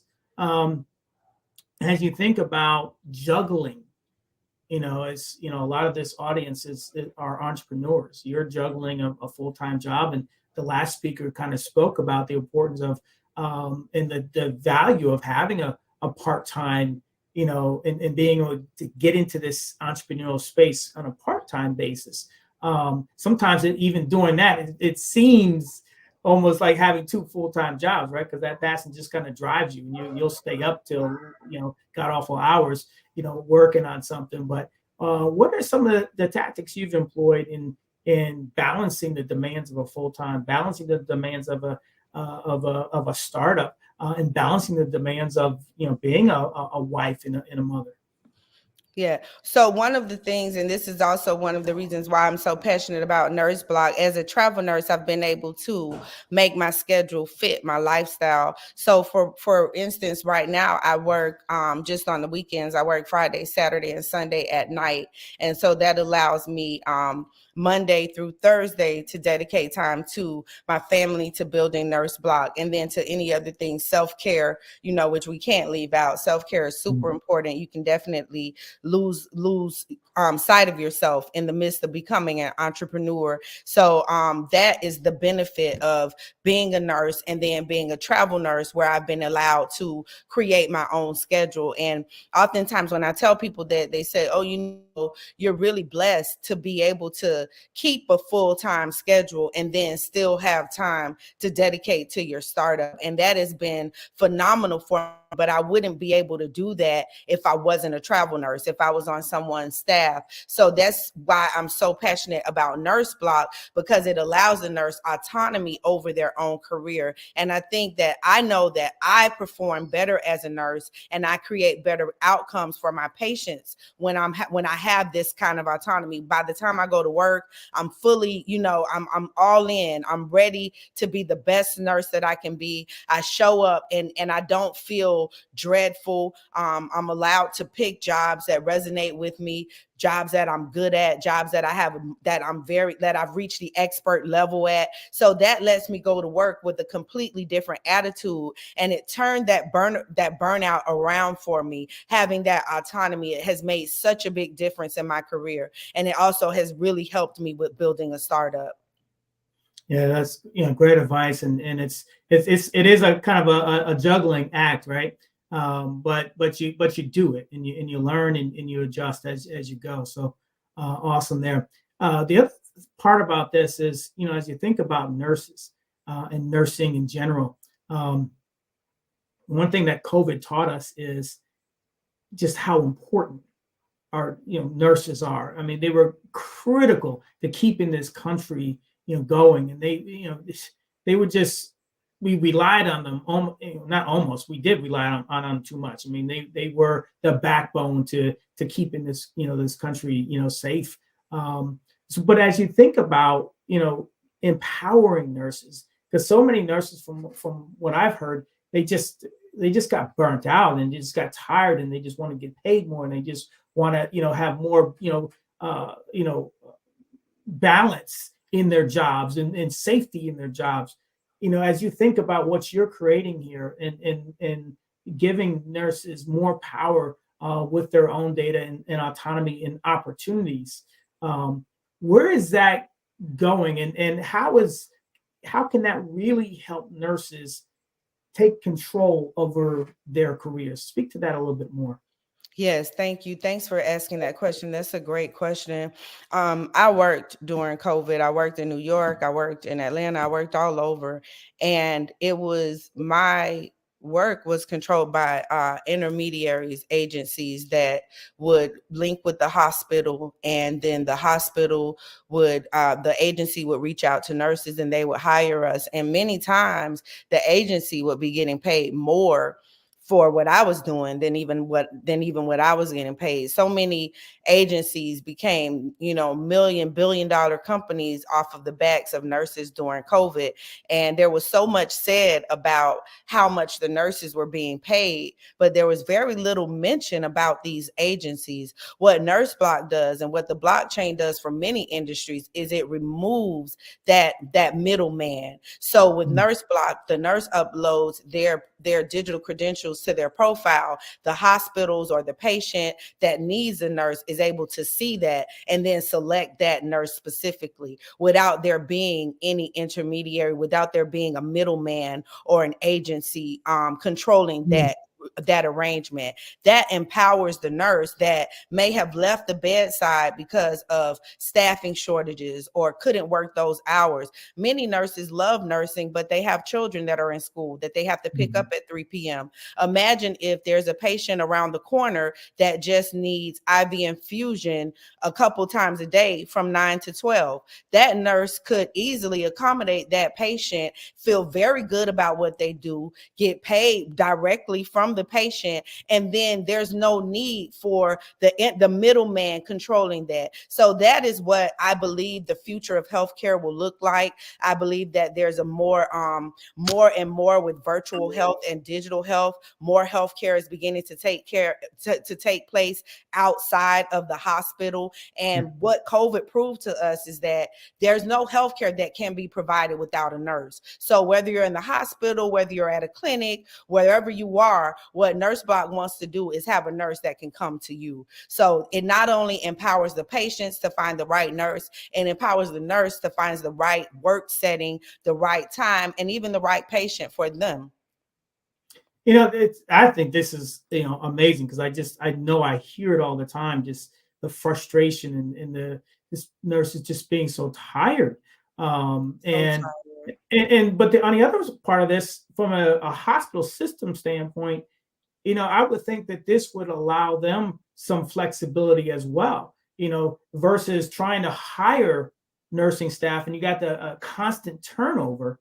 If you had kind of more of a partner or a place where these hospital systems could go to say, hey, you know what, we have a need here for staffing during these hours. Yes. There's that other side too. I mean, personally, as nurses, you would have greater autonomy, creating opportunities for yourself. But speak to it from a hospital standpoint and what the constraints that they're under, and from a budgetary standpoint, from a staffing shortage standpoint. This would also provide that aspect, greater flexibility and greater opportunity for them to meet their needs, right? Yes. And maybe they just needed a nurse for lunch relief. Maybe they need an ICU nurse on Monday from 12 to 4.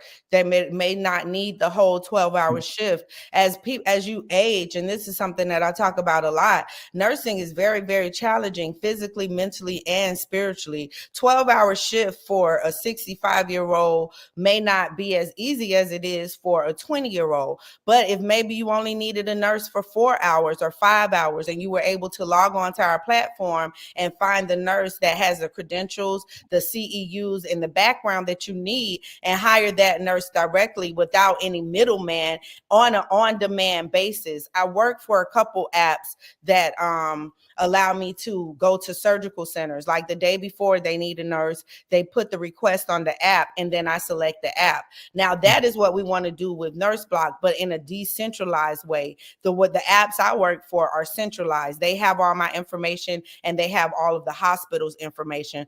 NurseBlock is offering a decentralized solution where I have my information, and I allow certain hospitals to see it, and they can choose to reach out to me if they need me for a shift. Perfect. And speaking of that, where can they find you if they wanted to get in contact with you? Well, you can find me on LinkedIn, Sharonda Davis, RNBSN. I'm also on all social media platforms as NFT Nurse. And what I would really like to ask is if you have any nurses in your family that are interested in learning more about blockchain or just want to keep up with emerging technology, please go to our website, nurseblock.io. IO and sign up for our wait list. We really want to have nurses as a part of this revolution. Well, Sharonda, it has been great. You're doing something great. You're doing something wonderful that's needed in the market. So best of luck to you. And as we love to say on this network, genius is common. I'll see you on the other side. That means so much to me. Thank you. Thanks for the opportunity. Thank you. All right, it's that time to promote why we are here, and that is to promote the scholarship. The Black Business Expo's mission is to raise funds for high school seniors going to college or K through 12 entrepreneurs. So this expo is a fundraiser for students. So you may go to www.blackbusinessexpousa.com to donate to the scholarship fund, or use Cash App, and that's on the screen below. That is $BBXUSA. Our goal is to give laptops up to $5,000 to 10 students. Students can register online at www.blackbusinessexpousa.com. So every dollar counts. So donate $1 or more. So we want to remind you to donate to the scholarship fund, please. Yes, and we also want to thank our very important people, and that is our sponsors to the Black Business Expo USA. So that is NC100, thank you. Moody Capital Partners, thank you. Suede Soul, thank you. Lotus Richet Coaching and Training, thank you so much.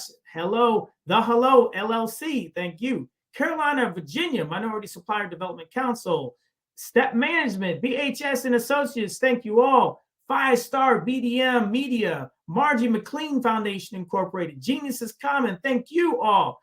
Earth Essentials, Malane Shawnee Global, Executive Woman Success Institute, thank you all. The Quality Coaching Company, Superwoman Business Services, Creative Force Studios, thank you so much. And Lee Entertainment, Artistic App Design, and of course, the Black Business Expo USA. Thank you so much to our sponsors. Without you, we can't do what we do. So we thank you from the bottom of our hearts. Genius is common. We'll see you on the other side.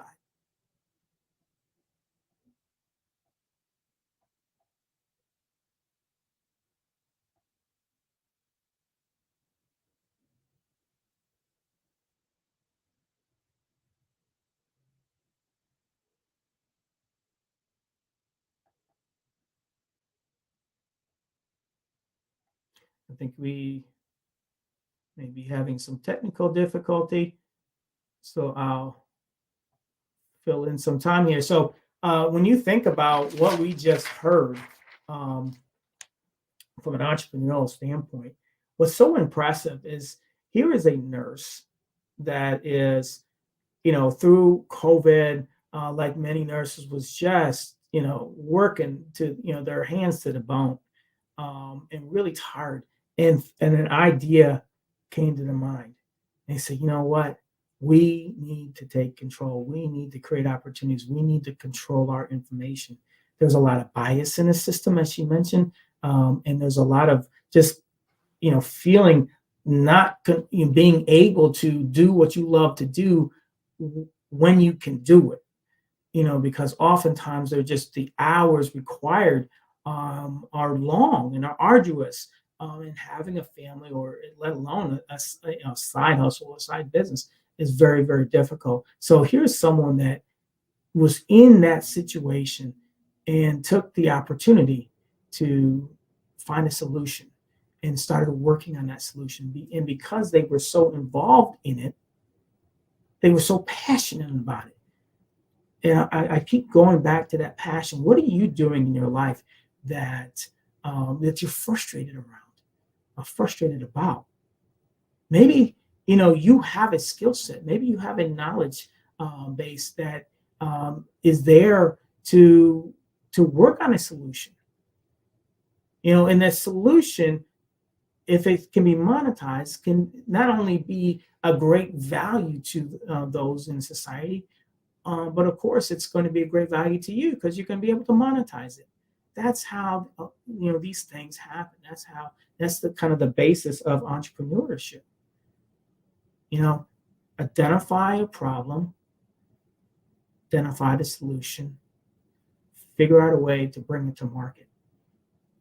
That's what one of the things we love about the Black Business Expo is we are able to bring people like that onto the network to share.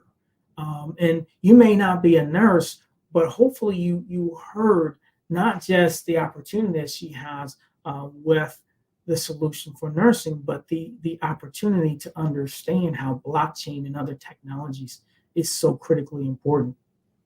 Hey, Gene. Hey, Grant. How are you, man? I'm doing good. I'm doing good, man. I really appreciate you stepping in, doing your thing. You did it at a great job. The last two speakers, man, I was blown away. So I really appreciate all you have done. Genius is coming, and I'll see you on the other side. My man. Good to see you. You're welcome.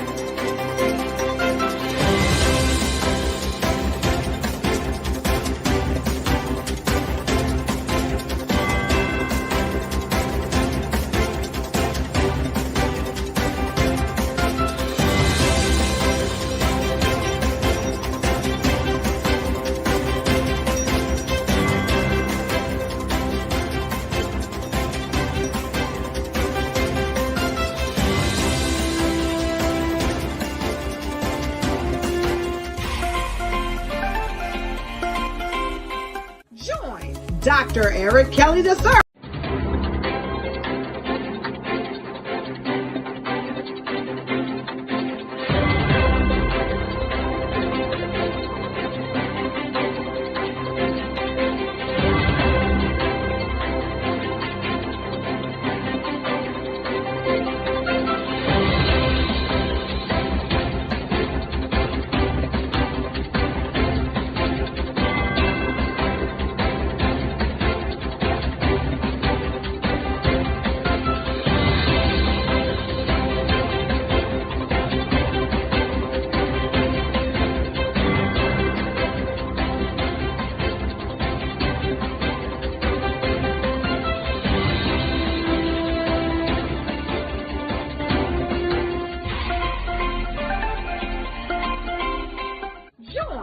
Dr. Eric Kelly III and a host of phenomenal speakers from all around the globe for this 7-day virtual event that you don't want to miss. The mission of the Black Business Expo is to raise scholarship money from kids all the way from high school all the way from college. The Black Business Olympics is one of the largest Black business showcases in the world. It is an opportunity for businesses and companies to showcase their businesses globally. We are going to be giving away laptops up to $5,000 away to students. Again, I'm Olivia Appleberry, the founder of 2 Cents Finance and one of the speakers for the expo. I am so excited to see you there. For more info, go to www.blackbusinessexpousa.com or call 919-308-9090. And I am Black Business. From the moment I wake until the time I sleep. Yes, I am Black Business. I am Black Business. Tell me, are you Black Business? I am Black Business. Do you support Black businesses? Listen, I support Black business because I am Black Business. Black Business Expo. One of the largest business showcases in the history of Black business in the world. The world. Sign up today at www.blackbusinessexpousa.com or call 919-308-9090. I am Black Business.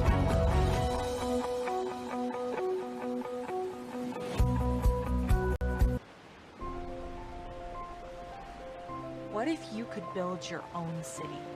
A place where every child can find nurturing people to help them achieve their full potential. A place where every adult can access job training support, where health education is abundant, where social justice ruled the land. A place without limitations. Welcome. You have arrived at STEM City, USA. It is what every city should be. A safe and trusted community where you find people and resources to help you become everything you are and beyond. STEM City is unlike anything you have ever experienced. It is a digital twin of the world around you, only better. STEM City is about energy and soul renewal. It is more than a digital world. You can almost feel the power of live cultural events, music, and theater.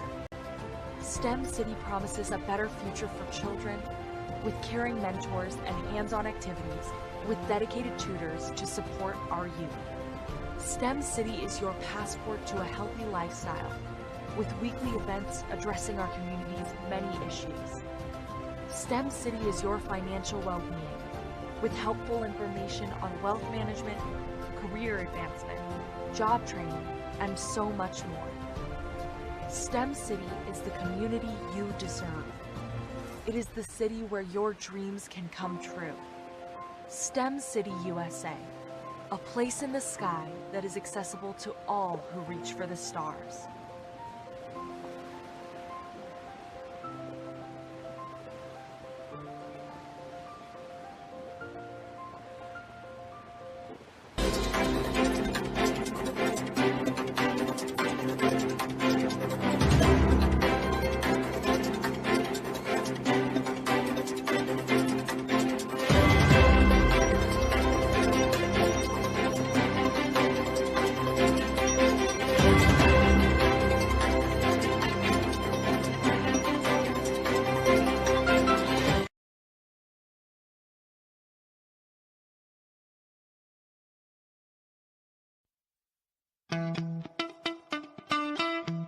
How many times have you been asked to help someone you didn't even know, a student, a business entrepreneur, or did you ever even ask, where did they end up? That business, that friend, that entrepreneur. Well, just maybe they ended up in a gang, bankrupt, homeless, or worse, dead. Maybe they turned to crime, drugs, and alcohol. Did you ever wonder? Did you destroy their dream, or was your life always so easy? At the Black Business Olympics, we started a movement to help students complete. Give them hope and foster success. Help them to leave their dreams of providing laptops, computers, and up to $5,000 in scholarship funds. Today, we ask you to help a student, a business owner, or an entrepreneur to realize their dreams by sponsoring them, supporting them, and buying from them. Consider this. With $1.6 trillion in our Black community, we only ask for a small donation for our students, our businesses, and our entrepreneurs. And you can change a life today. So I ask you, what are you going to do? Sit on the sideline and watch our students in high school be losers, miss out on their dream from lack of resources? Or are you going to donate to the movement and change their future and yours as well? Give us a call today at 919-308-9090. Change their life by investing with action to the Black Business Olympic Fund. The Black Business Olympics, one of the largest business showcases of Black business in the history of the world.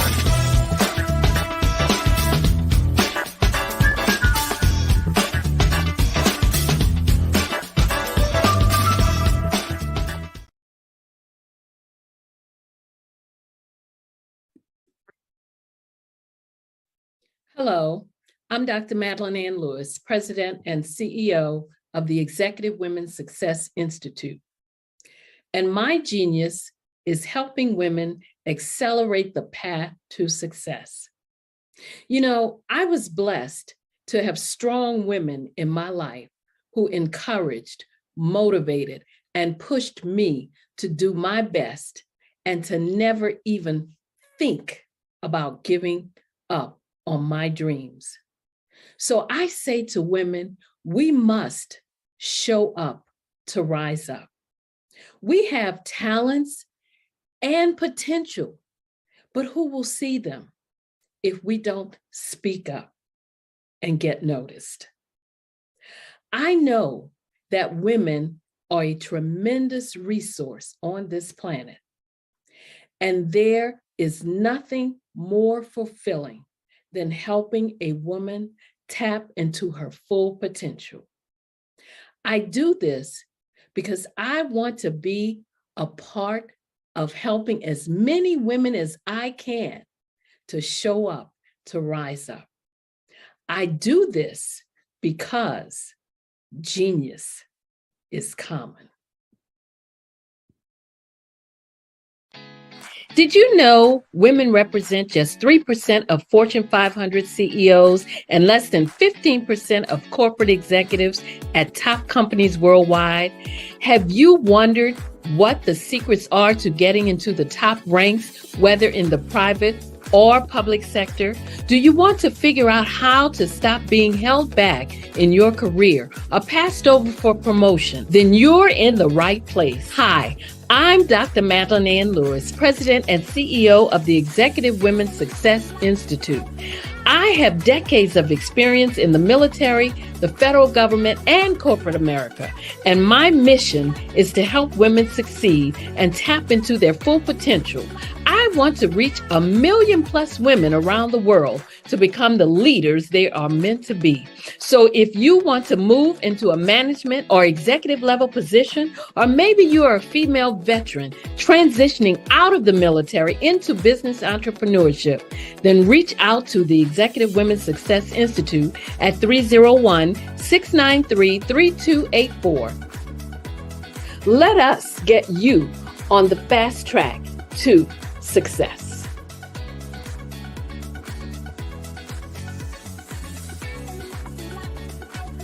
Hey guys, my name is Caden. I'm the CEO of Caden Teaches, and my genius is teaching kids about financial literacy. Throughout my financial products, such as my financial flashcards, my activity book, and my newest project, my financial bus, which I bought. And on the bus, it has a mock bank where kids will learn how to deposit and withdraw money, a mock grocery store where kids will be able to learn how to have a family budget, and a mock stock exchange where kids will even be able to learn how to invest in stocks. Now, I decided to start teaching kids about financial literacy because I find that most kids graduate high school without even knowing the basics about financial literacy. And I feel if I were to teach kids about financial literacy, that I would be able to help kids tap into their genius. And I actually learned about financial literacy to my dad because I would go to business meetings with him, and I would always see that they were talking about financial literacy. And at that point, I didn't understand what financial literacy was. So I took it upon myself to learn about financial literacy and teach it to kids in a way that they could understand. But I want you guys to help me help kids tap into their genius by going to my website, cadenteaches.com, and you can sew into me in my financial bus by going to my GoFundMe link. And remember, if Caden can, you can too, because genius is common.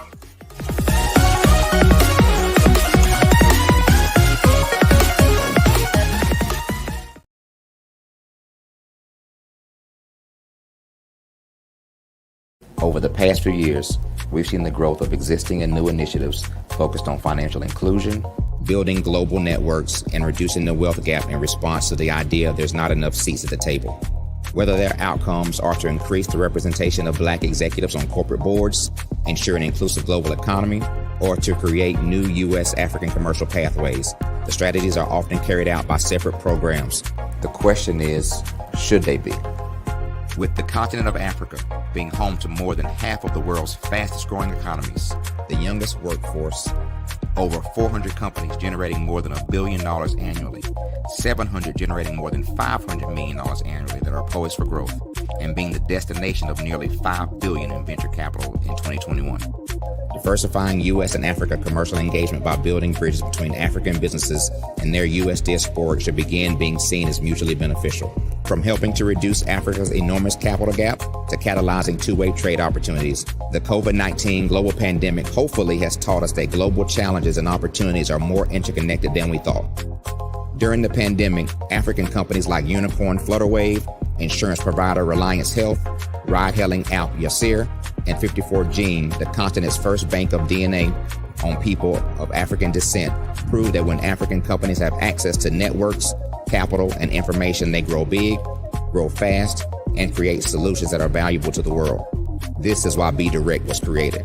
We are the first U.S.-based but African-centric board preparedness and board search company designed to connect U.S. Black talent and corporations to African businesses. Unique and fundamental to Be Direct's success is our process of helping board candidates adapt their experience and networks to an African context before they're connected to high-growth companies that are looking to locally and globally scale. From our focus groups with African business execs and government leaders, we don't ignore the sentiment that business is easy, but people are hard. Having a pool of board candidates with hard-to-access networks and extensive experience across the business life cycle, including successfully raising capital, is table stakes for an initiative like this. So yes, we have that. But corporate or entrepreneurial success in the U.S. does not guarantee success in Africa. Developed alongside industry partners on the continent, our training program, Be Direct Prep, is designed to transpose their experience to create cultural comfort, understanding, and a commitment to helping businesses in Africa scale. Our board governance sessions are African continental and country specific, integrated with cultural awareness and dexterity training, masterclasses led by African industry execs, and mentoring and coaching from African continental-based facilitators. But even more unique to Be Direct Prep, we cap off our training program with an immersion trip to help candidates that have not been to Africa before see and feel Africa's complexity and opportunity from African soil. We all know traditional network-based board placement has historically left a lot of us out of ever really being in the paid board pipeline. Our strategy supports the work of many great organizations that are successfully filling seats at U.S. board tables by creating more tables for those that are still left on the sideline. It's time to start seeing the role and value of U.S. Black talent and businesses on the continent of Africa differently. Old perceptions and habits limit economic inclusion. Let's transition Black talent and the African businesses they will support from the periphery of the global economy to its core. Living in a global lockdown, we all know now how fast local and global economies can change, and see the value of having businesses that hire, strengthen local value chains, and even grow globally. Status quo in any form holds back progress. We must democratize U.S.-Africa commercial engagement by socially and economically connecting cultures that have long been disconnected. It's time for Africa's U.S. diaspora to redefine their global value by helping African businesses scale continentally and globally.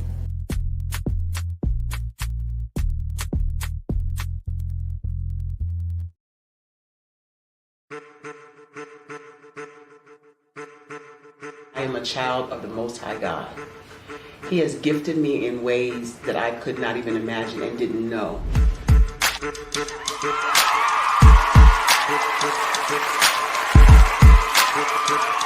There was a time when I didn't know who I was. I listened to other people tell me who I should be, what I should do. I listened to people telling me that I should be a boutique owner, that I should be a construction manager, that I should be a laborer. Have you ever felt like you should do something else, be something else, go somewhere else, be wherever you wanted to be, and you felt like you were in a box? Anybody in the room? And you couldn't get out? Anybody in the room? And you kept trying to go and you couldn't get out? Anybody in the room? But let me tell you, you need to rock the box.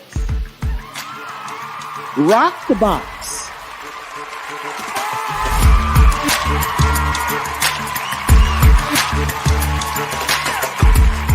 I engaging, inspiring, and empowering.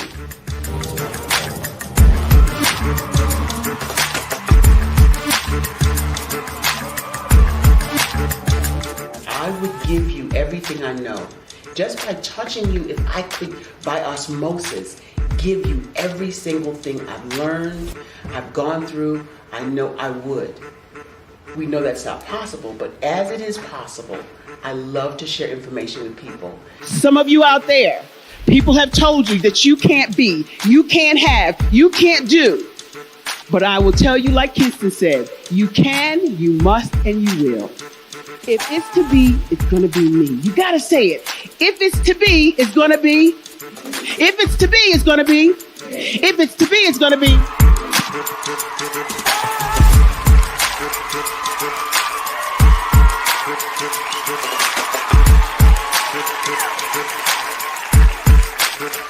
Barbara is because she believed what her mama said about her and not what other people told her. Every day you wake up, when you're in a situation, it's your choice whether it's an advantage or the disadvantage. She gained her confidence and her life, and now she is a testimony. If I can help you elevate yourself, then I feel like I'm elevating my own self as well. What you know and I know together can change the world.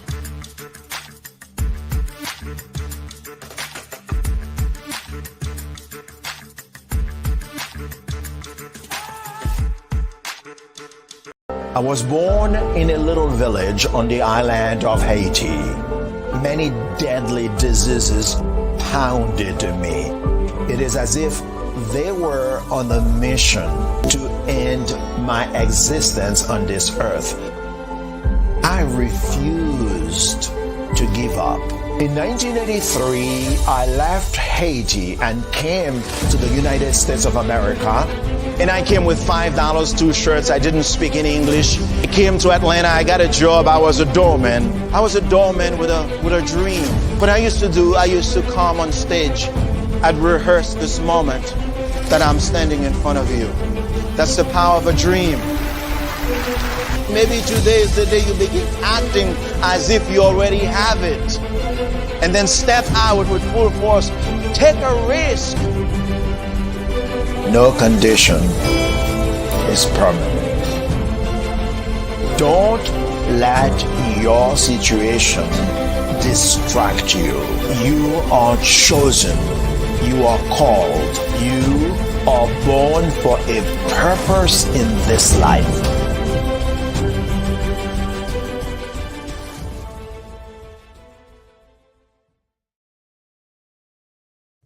Cash flow. 5, 10, 10, 75. I use the cash flow app to keep track of my charities. Cash flow 5, 10, 10, 75 helps you manage expenses, helps keep track of charitable giving, helps you save your money. Cash flow 5, 10, 10, 75. Download it today. Cash flow 5, 10, 10, 75 would like to wish the Cyber Bears good luck in this year's first robotics competition.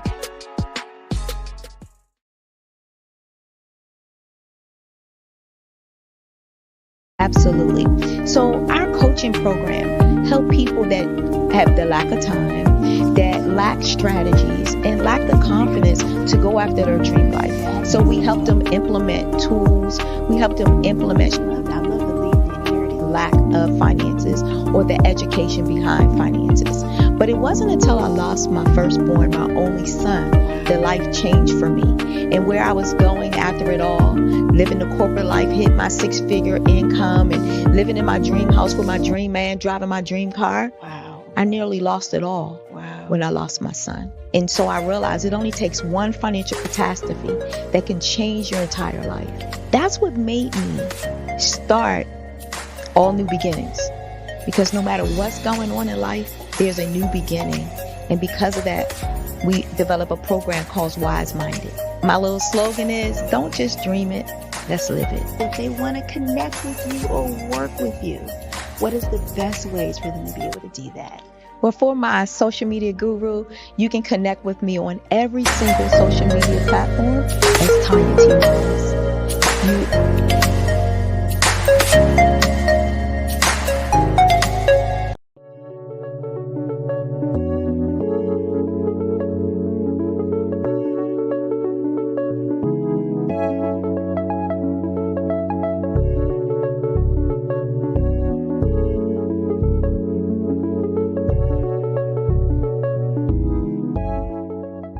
Passion has been around helping communities of color and historically underrepresented and underserved communities, minority, rural, veterans, persons who are differently abled, in the intersection of education, innovation, technology, industry, and let's throw some entrepreneurship in there just for fun.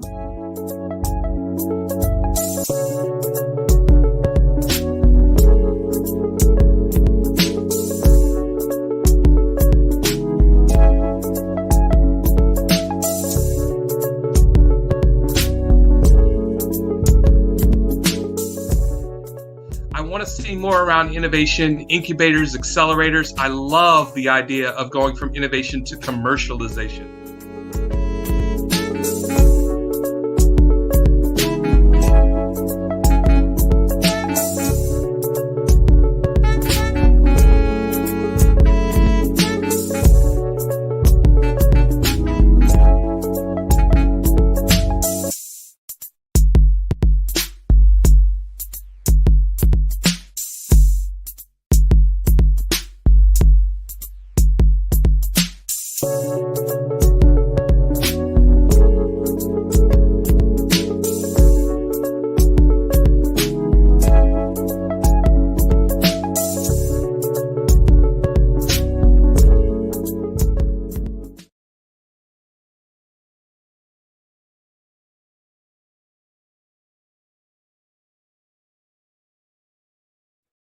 Hey everyone, it's Grant McGaw, CEO of 5-Star BDM and host of the award-winning Follow the Brand podcast and TV series, where I help you to build a 5-star brand that people will follow. My genius is personal brand development through intelligent communication and helping you achieve your business and career goals. I am a requested speaker on digital technology and brand development issues. I want to work with you to increase the value of your current opportunities while attracting new ones. Every one of you is unique, and we all share challenges that can be addressed through smart branding. As a super connector, I work with you as an executive coach to guide you along the complicated business and career development road, providing the enhancement tools and information you need to succeed. Together, I will help you succeed in today's challenging business climate. I will evaluate and measure your progress.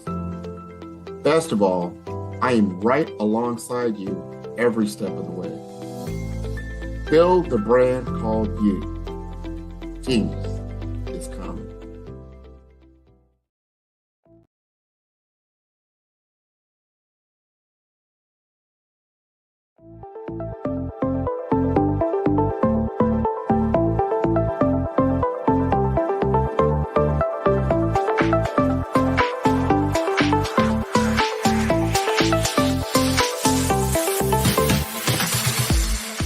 You need to be messaging and communicating to a lot more folks and getting them committed to you as a brand and feeling that you are trustworthy, as a subject matter expert and for their needs and their pain points. That says, look, here are my pain points. Here's the problem that I have that I don't want, or the benefit that I want that I don't have.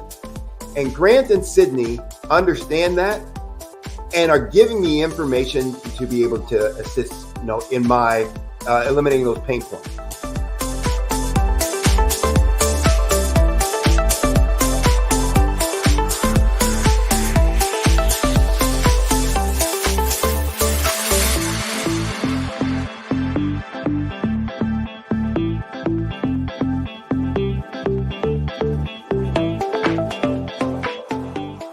You're going to get a lot out of this workshop. We're going to show you ways that you can begin to look at this particular problem, that you can apply different formulas, techniques, and skills. They're going to get you to that next level. And then you'll understand the value that we're bringing.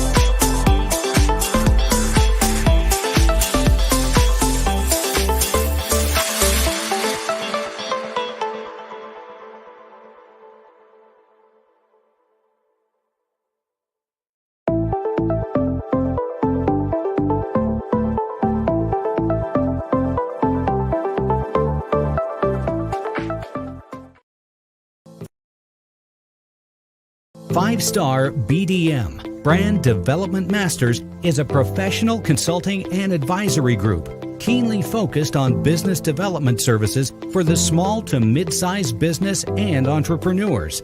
Although every business is unique, they often share business development challenges that can be addressed through smart branding. Services include process improvement and operations, digital strategy and transformation, business intelligence, digital marketing, and personal branding. Our business and personal branding company has helped a number of professionals and organizations to optimize and grow.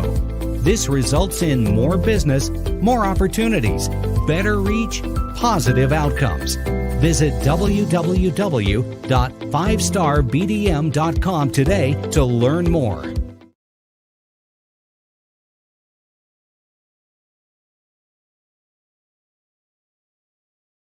Follow the Brand TV broadcast host, Grant McGaugh, as he visits with top executives and entrepreneurs to find out their secrets of success with their personal brand. Follow the Brand TV broadcast host as he focuses on brand development to build better relationships, bring value to your business, relationships, and career. You will enjoy listening to each episode that is tailored to speak to you directly. If you're looking for this type of clarity in terms of building your brand, you have tuned into the right station.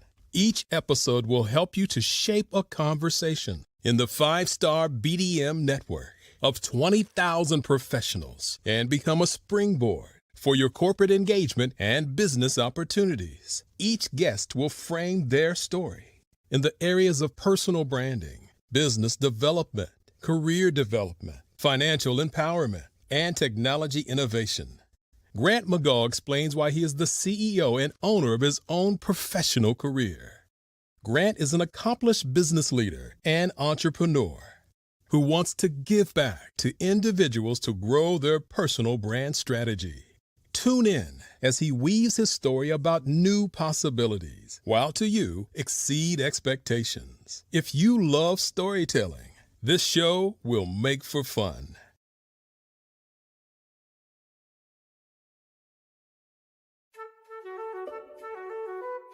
This is Dr. Arnold T. Petsworth. He's the owner of Petsworth Vet World, a veterinary clinic in Hopton, Connecticut. His patients include dog, cat, frog, fish, Goldie, dog, and this alpaca. Due to doctor-patient confidentiality, we can't tell you their names. Business at Vet World was steady, and then quarantine hit. Neighbors brought new four-legged friends into their homes.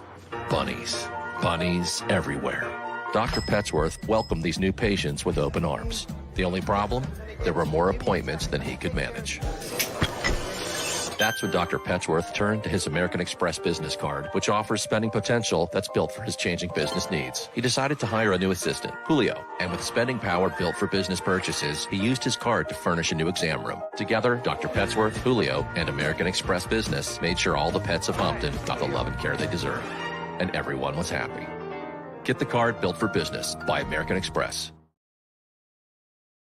The Black Business Expo's mission is to raise funds for high school seniors going to college or K-12 entrepreneurs. This expo is a fundraiser for students. please, you may go to www.blackbusinessexpousa.com to donate to the scholarship fund or use the Cash App at $BBXUSA. Our goal is to give laptops and up to $5,000 to 10 students. Students can register online at www.blackbusinessexpousa.com. Every dollar counts. Please donate to the Black Business Expo USA Scholarship Fund.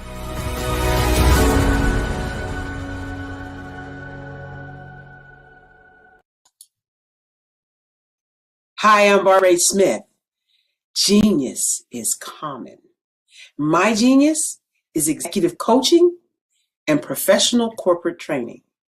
As the master executive coach and corporate training ambassador for the Genius is Common movement, I help business owners craft their stories in such a way that you know exactly what they do, what they have, and what they bring to the table. Many times as business owners, we are asked, so what do you do for a living? And we could be crushing in our businesses, but we're not quite sure exactly what to say in a short amount of time. Well, I help you take those stories that are the reason why you're in business and why you're so passionate about your business and craft them in such a way that people are drawn to you as opposed to being repelled by you. Because every conversation, every time you talk to someone about your business, you are excited about it. But are you really conveying what you do, what you have, and what you bring to the table? And do really people understand why you care so much and why they should care that you have the solution to their problem? Well, I'm here to help you with that. As a master storyteller, I can help you with your stories and spin them in such a way that they are intriguing and fascinating. People want to listen to you talk about your business. That's why at the Genius is Common movement, I am the master executive coach and professional training ambassador. That's my genius. And genius? Oh yeah, it's common.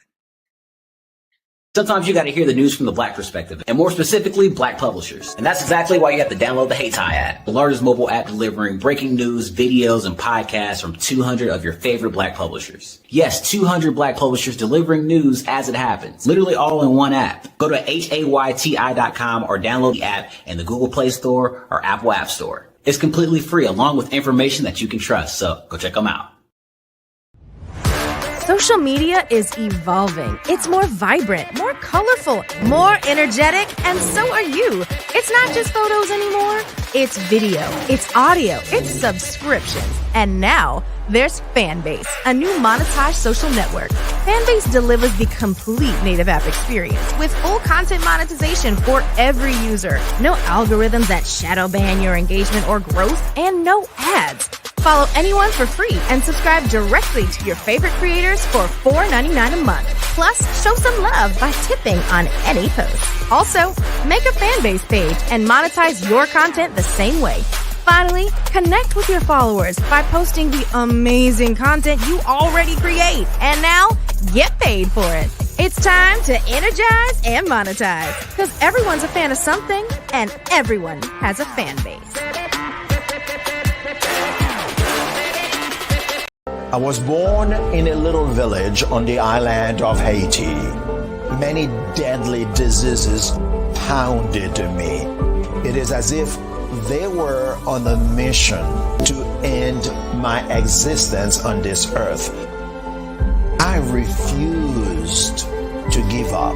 In 1983, I left Haiti and came to the United States of America. And I came with $5, 2 shirts. I didn't speak in English. I came to Atlanta. I got a job. I was a doorman. I was a doorman with a dream. What I used to come on stage. I'd rehearse this moment that I'm standing in front of you. That's the power of a dream. Maybe today is the day you begin acting as if you already have it. And then step out with full force. Take a risk. No condition is permanent. Don't let your situation distract you. You are chosen.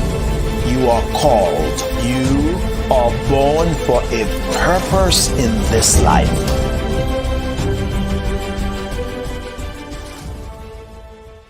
I'm Ramon Ray, founder of Smart Hustle Magazine and smallbiztechnology.com.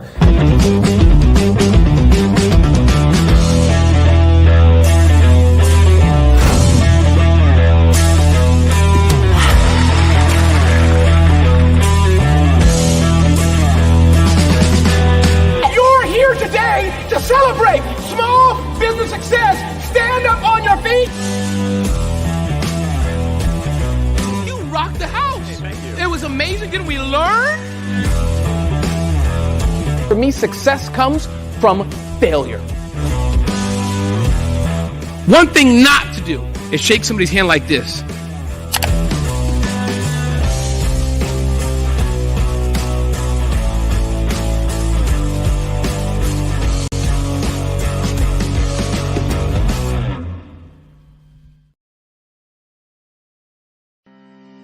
Are you aware that showing off your expertise can gain customers and position you as an expert in your industry? Consumers need confidence to purchase, so let us showcase your knowledge by interviewing you for a 3 to 5 minute video. We'll position you as an industry expert with a customized interview style video, and for a limited time, we'll cover all production costs. Click this ad or call now for all the information. You'll want to experience the same 5-star service our customers love. So take advantage of this one-time offer. Click this ad or contact us now.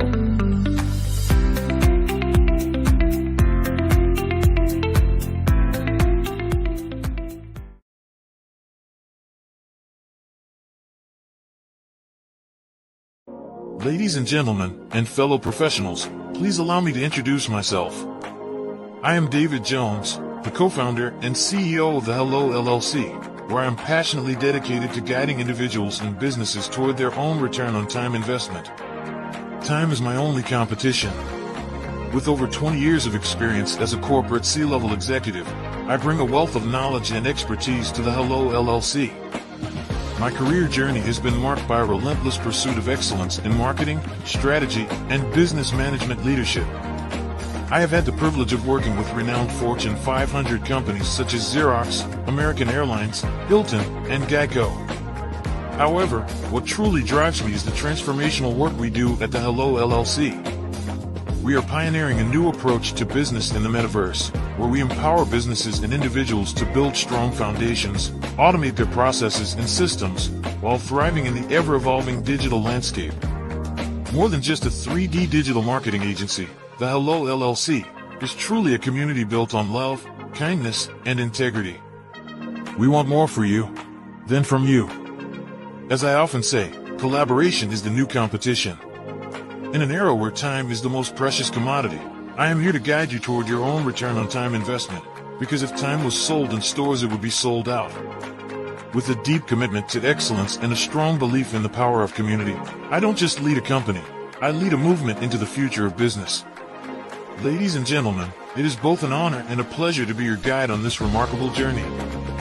I am David Jones, and together, we will embrace a future marked by success, collaboration, and the transformative work we do at the Hello LLC.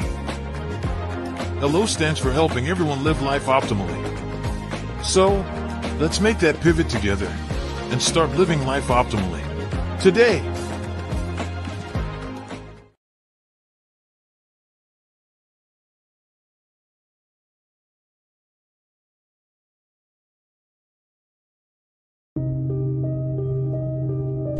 The Black Business Expo is changing my life. This year, they are giving away laptops and even $5,000 in cash to students just like me. I'm Alexis, and I want to go to college to fulfill my dream of becoming an entrepreneur. Help the Black Business Expo going to www.blackbusinessexpousa.com and also becoming a vendor, a sponsor, or donating. Hello, I am Dr. Eric Kelly III, the visionary strategist and founder of the Black Business Olympics. I invite you to showcase your Black-owned businesses on the Black Business Network global stage. The Black Business Olympics is a global Black Business Network platform that propels Black-owned businesses into the international spotlight. By showcasing your business on the Black Business Olympics platform, you can reach a worldwide audience of potential customers, partners, and investors. You can also establish yourself as a thought leader and expert in your field, attract lucrative partnerships, and more speaking engagements.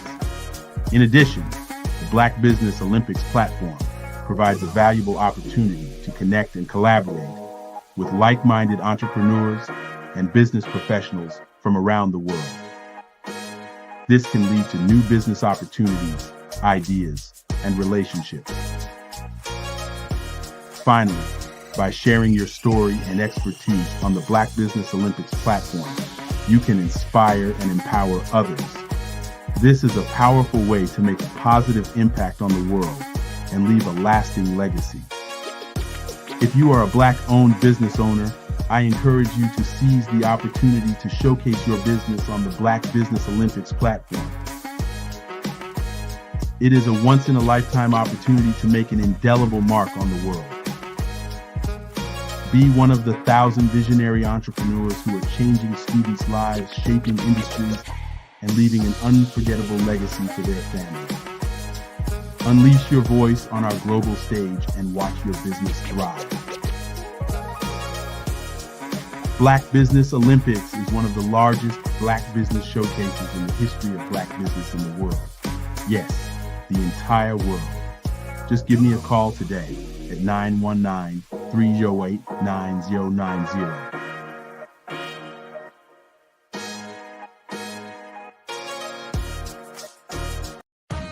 Are you an innovative entrepreneur or business owner ready to embrace the future of business transformation? The world is evolving at an unprecedented pace, and it's crucial to adapt and pivot towards success in this dynamic landscape. At the Hello LLC, we are dedicated to guiding you through this transformative journey, offering a comprehensive suite of services that extend beyond the metaverse and 3D immersive experiences. Our mission is to empower businesses and brands by assisting them in building, branding, systemizing, and automating their operations. We specialize in steering businesses from a two-dimensional existence to a thriving three-dimensional presence, where opportunities abound. We help businesses harness the power of technology to work smarter, not harder, enabling them to operate efficiently and stay ahead of the curve. Our diverse range of services includes: Our Biz in a Box is a complete business solution package designed to jumpstart your entrepreneurial journey. From strategic planning to digital infrastructure, we've got you covered. Your one app, one tap solution. Our Motion Work AI videos transform your brand storytelling with our cutting-edge AI-driven video production, captivating your audience like never before. Our 3D VR environments will step you into the future of immersive experiences. With our custom 3D virtual reality environments that engage and captivate your customers. Lastly, in our Pivot membership program, we offer tailored guidance and support to either show you, teach you, or take care of the transformation process for you. According to a 2023 study by Fundera, a staggering 28% of small businesses in the United States do not have an online presence. This statistic underscores the importance of embracing digital transformation. Having a website is more than just an online presence, it's a gateway to unlocking numerous benefits, including reaching a broader audience, showcasing your products or services, generating leads and sales, establishing trust, providing customer support, and maintaining competitiveness within your industry. The Hello LLC is committed to helping you excel in all these aspects of modern business, not just limited to the metaverse alone. Why should you choose the Hello LLC to navigate this transformational journey? By partnering with us and harnessing cutting-edge technology, you can provide immersive experiences for your customers, expand your global reach, reduce operational costs, and enhance brand recognition, all while working with a company that holds integrity in high regard. Our commitment to ethical and principled business practices ensures that your journey towards success is not only innovative, it is also firmly rooted in trust and transparency. Don't wait. Take the first step towards a brighter business future. Contact us today to explore how we can support you in developing a remarkable digital presence and immersive experience that will leave a lasting impression.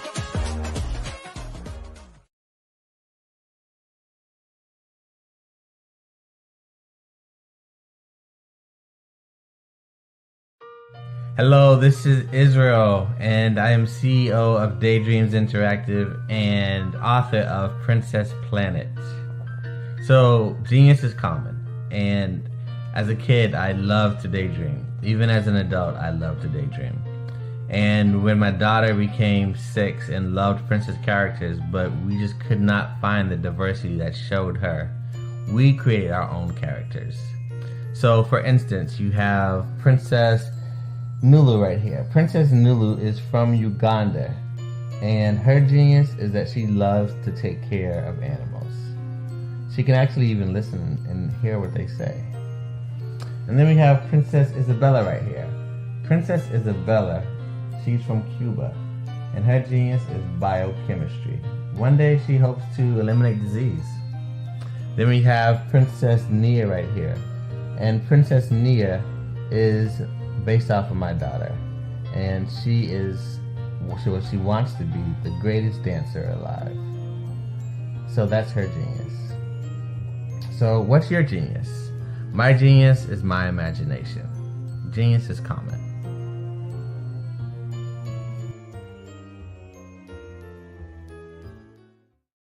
Artist to me is a creative expression of something from nothing. You know, it explodes onto the canvas, or it explodes on in my work. One of the things that I try to do more than anything is I try to just give the lines and the movements and emotions and expressions into what I do.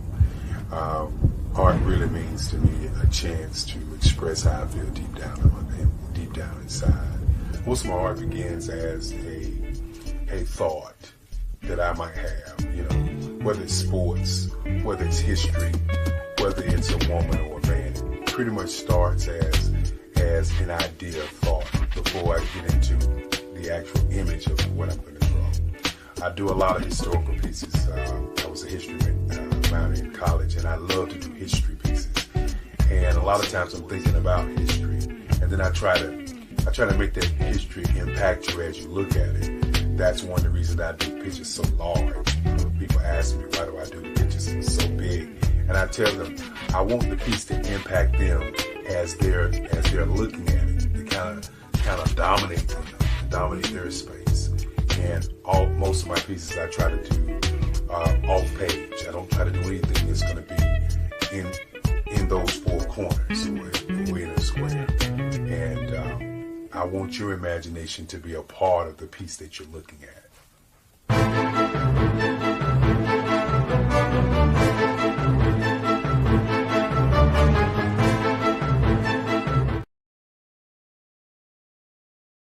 I am from Washington, D.C., but I was raised in Durham, North Carolina.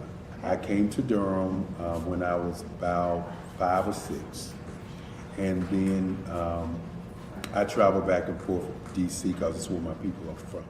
One of the unique things about my family is my mother, she's also an artist. She does quilting, and she does a lot of artistic things. And then my son, he draws with both hands, his right hand and his left hand like I do. So that's kind of a family trait.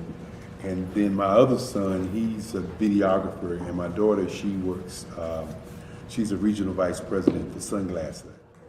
When you start out drawing and sketching, you want to continue to explore, you know, each avenue. I do pastels, I do pen and ink, I do painting, I do acrylics. I haven't done oils yet, but I try to do all facets of art. What I say to a lot of times to people is, you know, you can't put yourself in a box when you're an artist. You have to explore. And over the course of my life, I've tried to explore different mediums. I also do sculpture as well.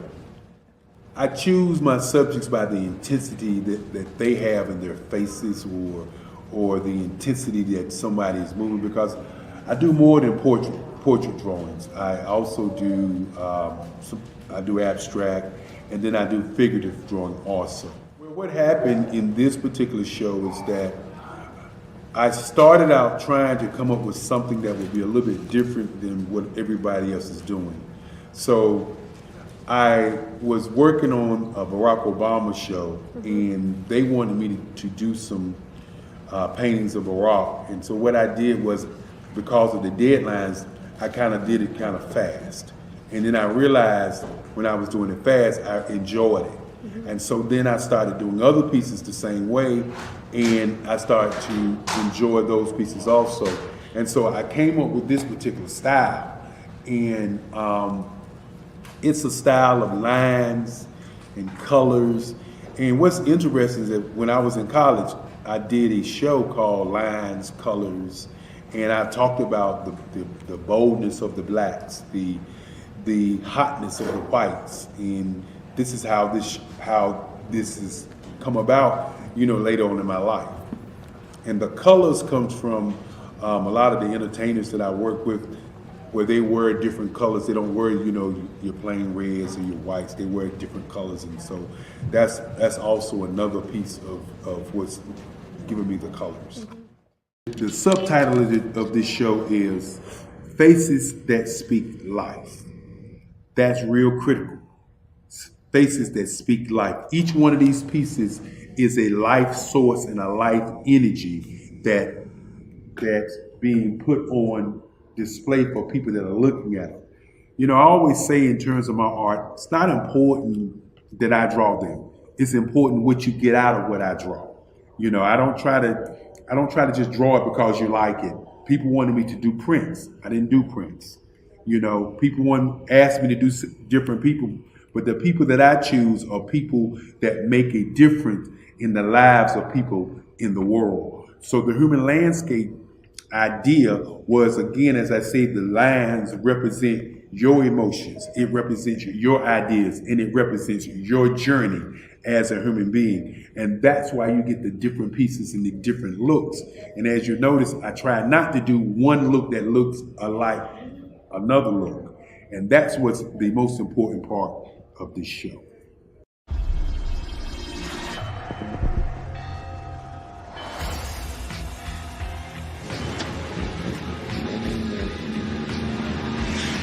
La connexion.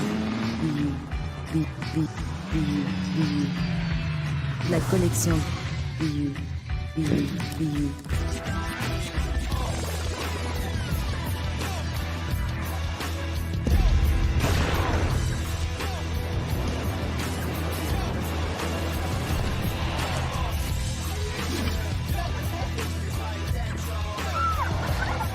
In a world obsessed with the cult of celebrity,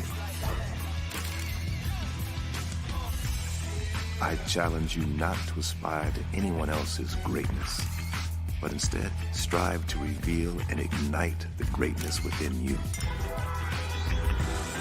Are you serious? I totally think that's it. Hey. No!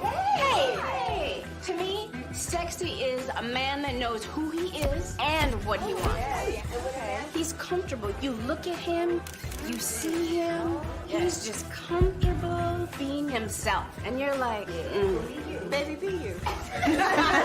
Be you, baby. Just be you. I like it. Introducing the BU collection, exclusively available at K&G Fashion Superstore.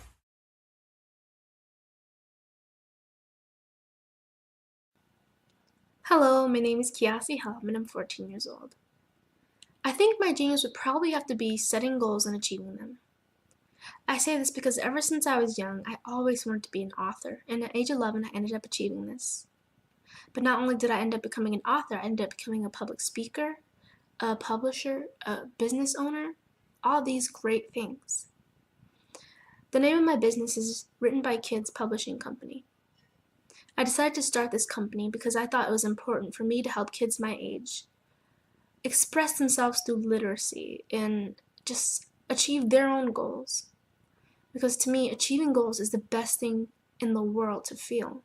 It's you just achieving things and aspirations that you set for yourself.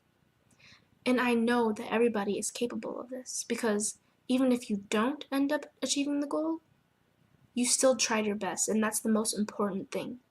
And everybody is capable of this because genius is common. Thank you.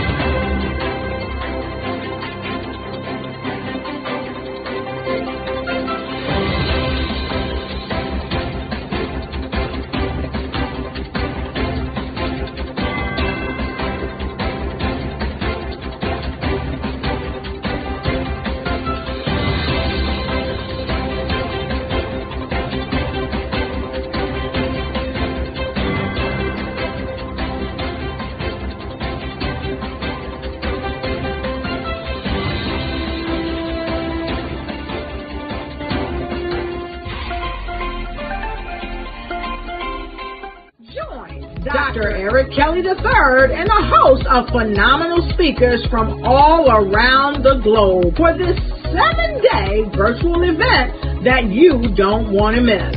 The mission of the Black Business Expo is to raise scholarship money from kids all the way from high school all the way from college. The Black Business Olympics is one of the largest Black business showcases in the world. It is an opportunity for businesses and companies to showcase their businesses globally. We are going to be giving away laptops up to $5,000 away to students.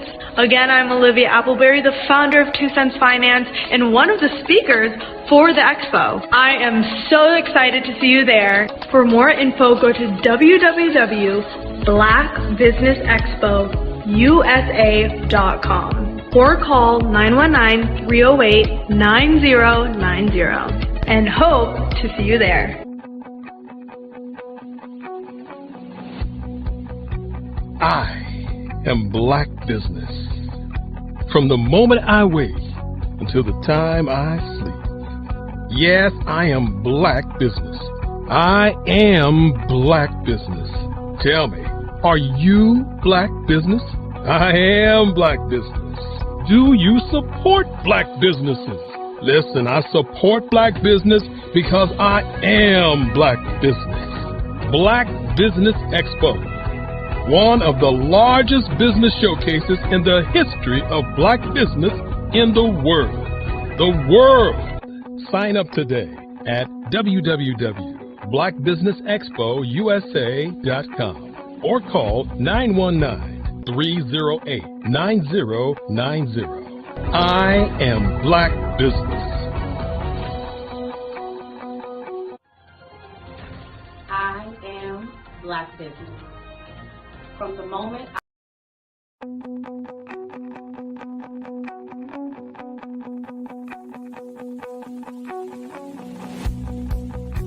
I am Black Business. From the moment I wake until the time I sleep. Yes, I am Black Business. I am Black Business. Tell me, are you Black Business? I am Black Business. Do you support Black businesses? Listen, I support Black business because I am Black Business. Black Business Expo, one of the largest business showcases in the history of Black business in the world. The world! Sign up today at www.blackbusinessexpousa.com or call 919-308-9090. I am Black Business.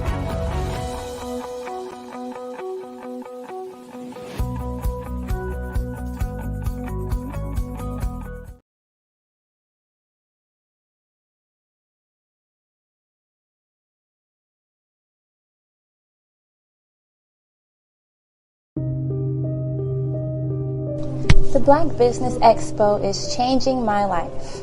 This year, they are giving away laptops and even $5,000 in cash to students just like me. I'm Alexis, and I want to go to college to fulfill my dream of becoming an entrepreneur. Help the Black Business Expo going to www.blackbusinessexpousa.com and also becoming a vendor, a sponsor, or donating.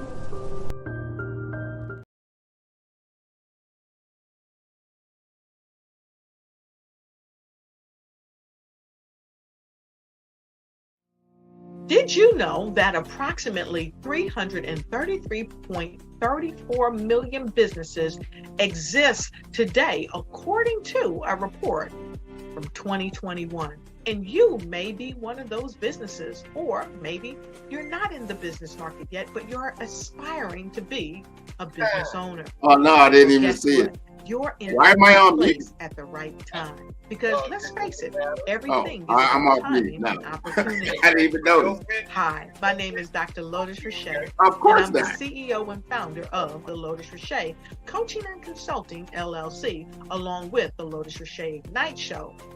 15 Minutes of Success with Dr. Lotus Richey, as well as books to boom your business and bring who you are. And today, I want to bring this amazing message to you about the Black Business Network and the Black Business Olympics. See, the Black Business Network and the Black Business Olympics is designed to help people just like you, that's right, that look like me, to take their business to the next level. Not just in your front yard or your backyard, but globally.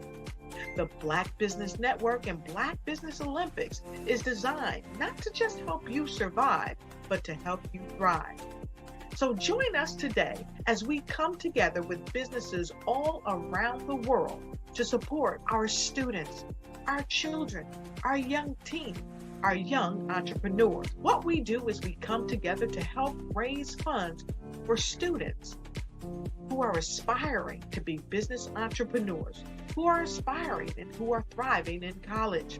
We endow them with a wonderful opportunity to gain scholarship of either a laptop or several thousands of dollars. And we invite you to help be a contributor to this amazing opportunity to help someone that looks just like you. So join us today at our website and let us connect with you and help you ignite and take flight in every area of your life on the Black Business Network and the Black Business Olympics. I'll see you on the other side.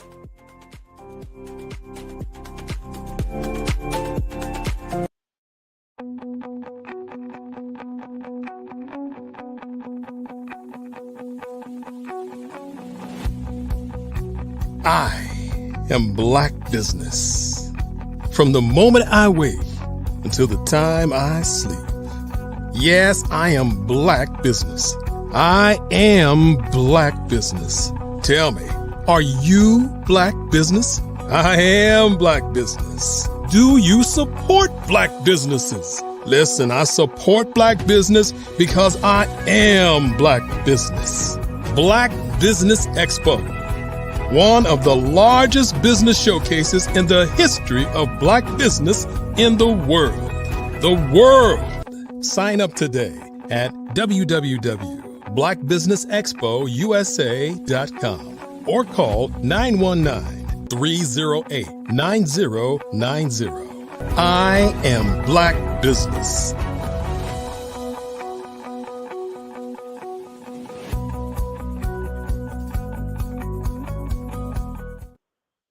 Hello and good afternoon, business owners, entrepreneurs, thought leaders, and corporations. Welcome to the Black Business Network. My name is Grant McGaw, CEO of 5-Star BDM and host of the Follow the Brand podcast and TV series. I'm your business moderator for this afternoon on the Black Business Network.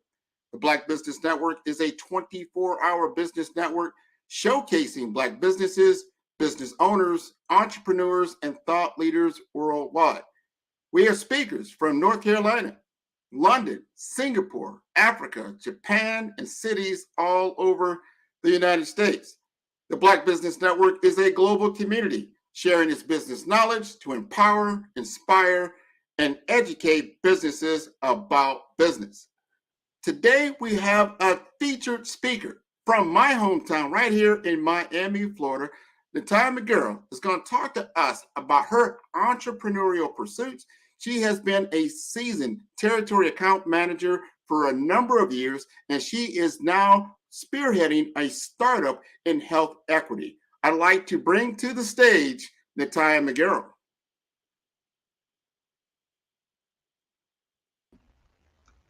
Why, thank you so very much, Grant. I really do appreciate such a warm welcome and introduction. I appreciate you for that. And I also appreciate this opportunity to share with you and your network and those that follow the Black Business Network what my organization is in place to do and how we hope to leave a footprint in this world as well.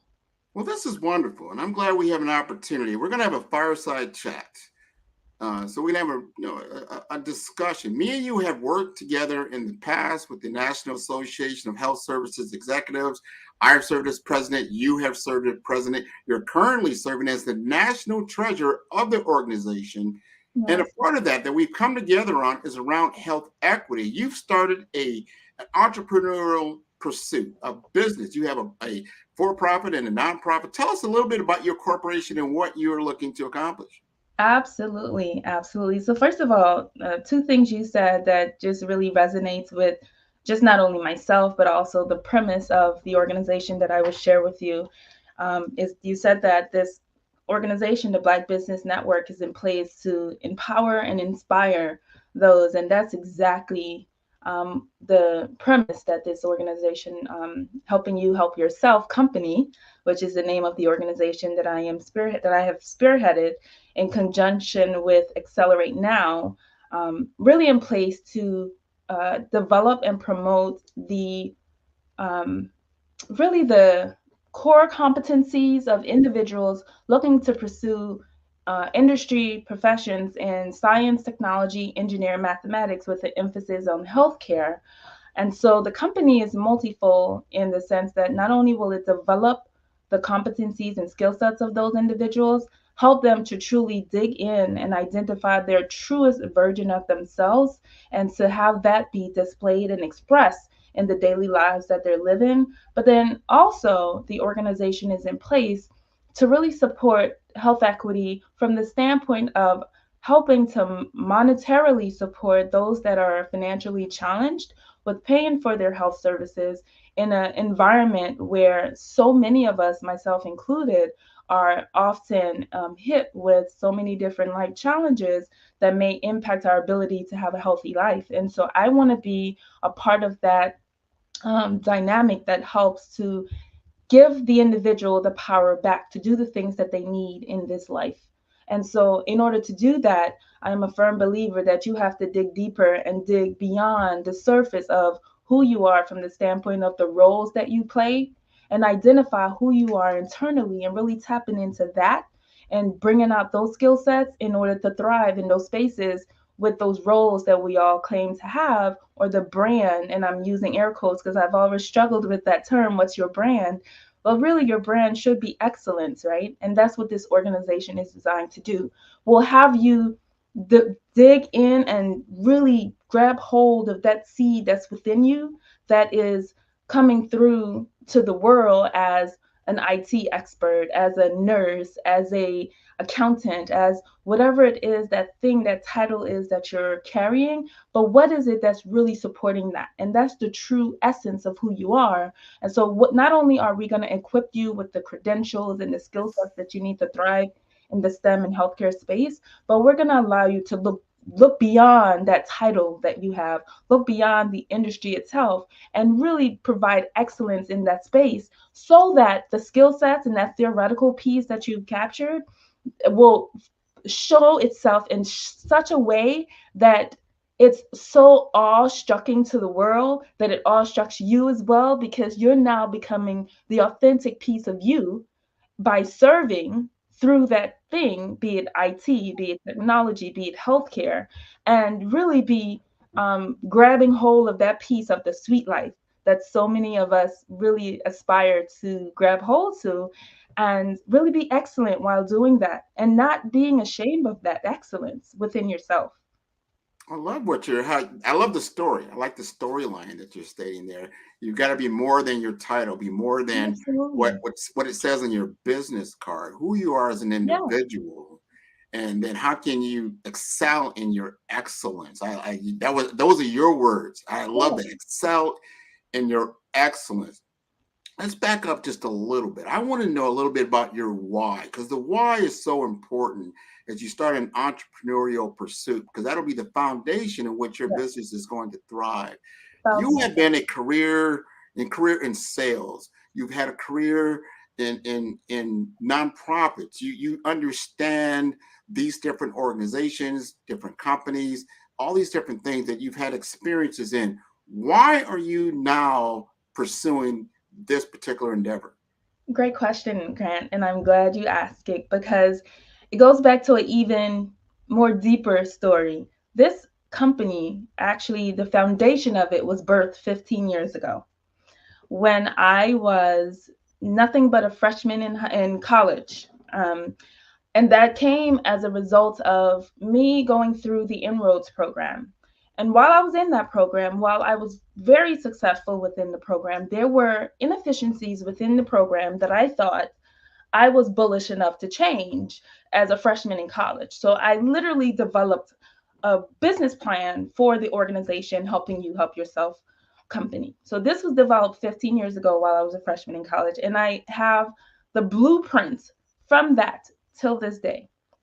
And so as I moved throughout my career, this idea of servant leadership just somehow seemed to follow me. And everything I did, but whether it was professional or personal, there was a core focus of being there for others and having such an open heart and just being authentic and being kind and true to others. It didn't matter what I did. It didn't matter if I was a territory manager and now strategic account manager. It didn't matter what the title was.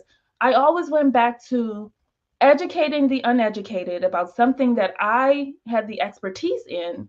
So allow them to have the information and knowledge that I have so that they can make a difference in whatever space that was. And so with that concept in mind, that's how I live my life. I just really try to be authentic. I try to be open and I try to allow space for myself to make mistakes, but then also for others to make mistakes. And as I'm living this way, this idea of equity just organically evolved into my realm of existence. And I found myself in organizations such as the one that you've mentioned, where their whole focus and premise is health equity. But even in those spaces, I'm finding there's still a gap. The mission of these organizations are saying one thing, but I'm seeing something completely different. And while I infused myself and sometimes bullishly pushed my way in some places where it wasn't welcome, because I'm a firm believer that Shirley Chisholm had it right. She said, if you're not going to be given a seat at the table, bring a fold-up chair, right? And if you're not going to sit, you can sit right there next to him. And that's what I've done. But then I realized, this is going to be an uphill battle, a continuous uphill battle. So rather than fighting it, how about we just be the change that you're looking for?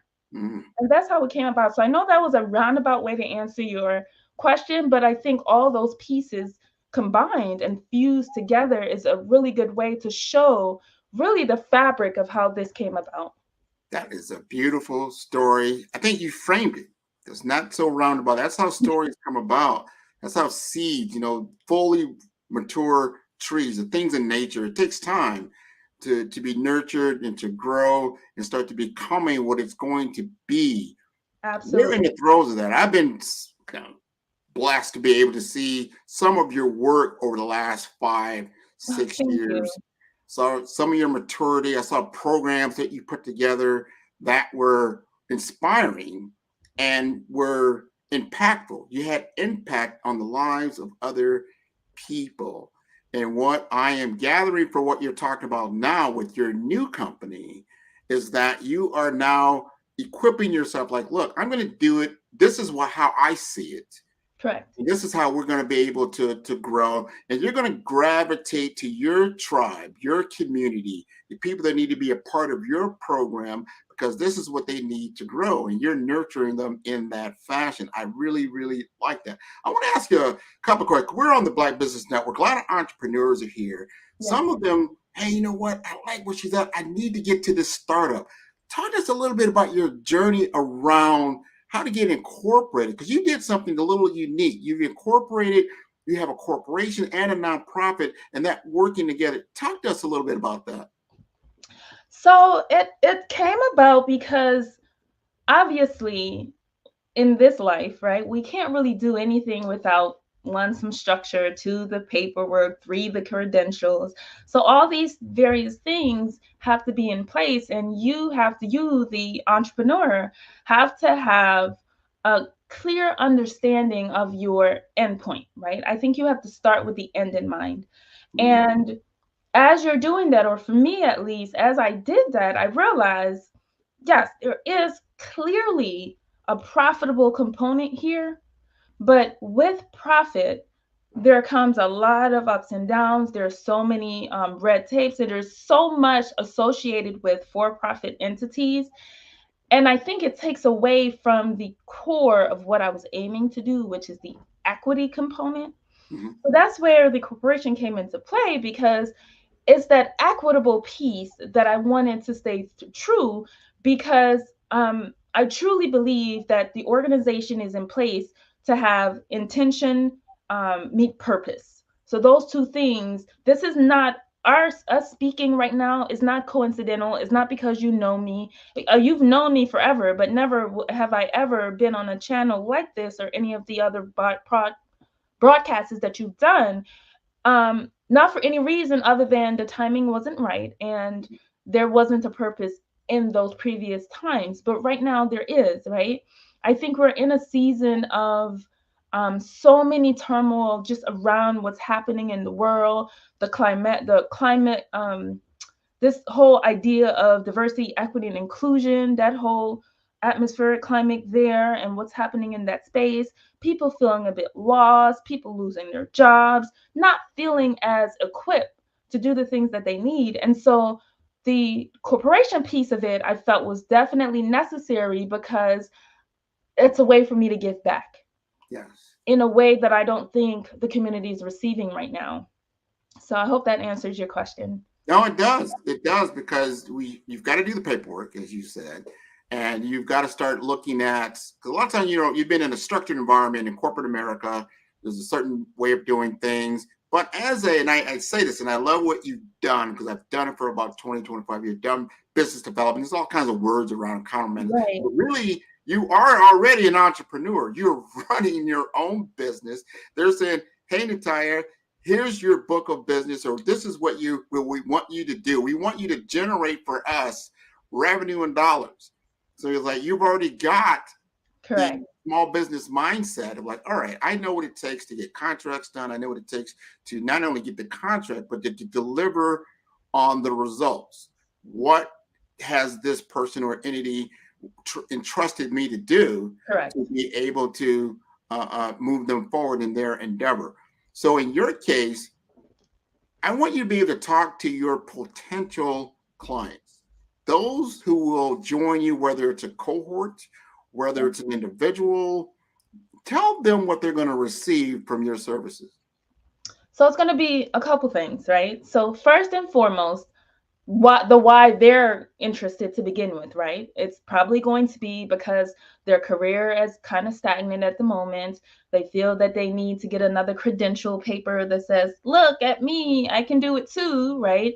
But they're going to get that in a way that is sustainable, not just for the company, but also for them. They're going to get ongoing training in that space, be it science, technology, engineering, mathematics, or healthcare. They're going to get consistent training.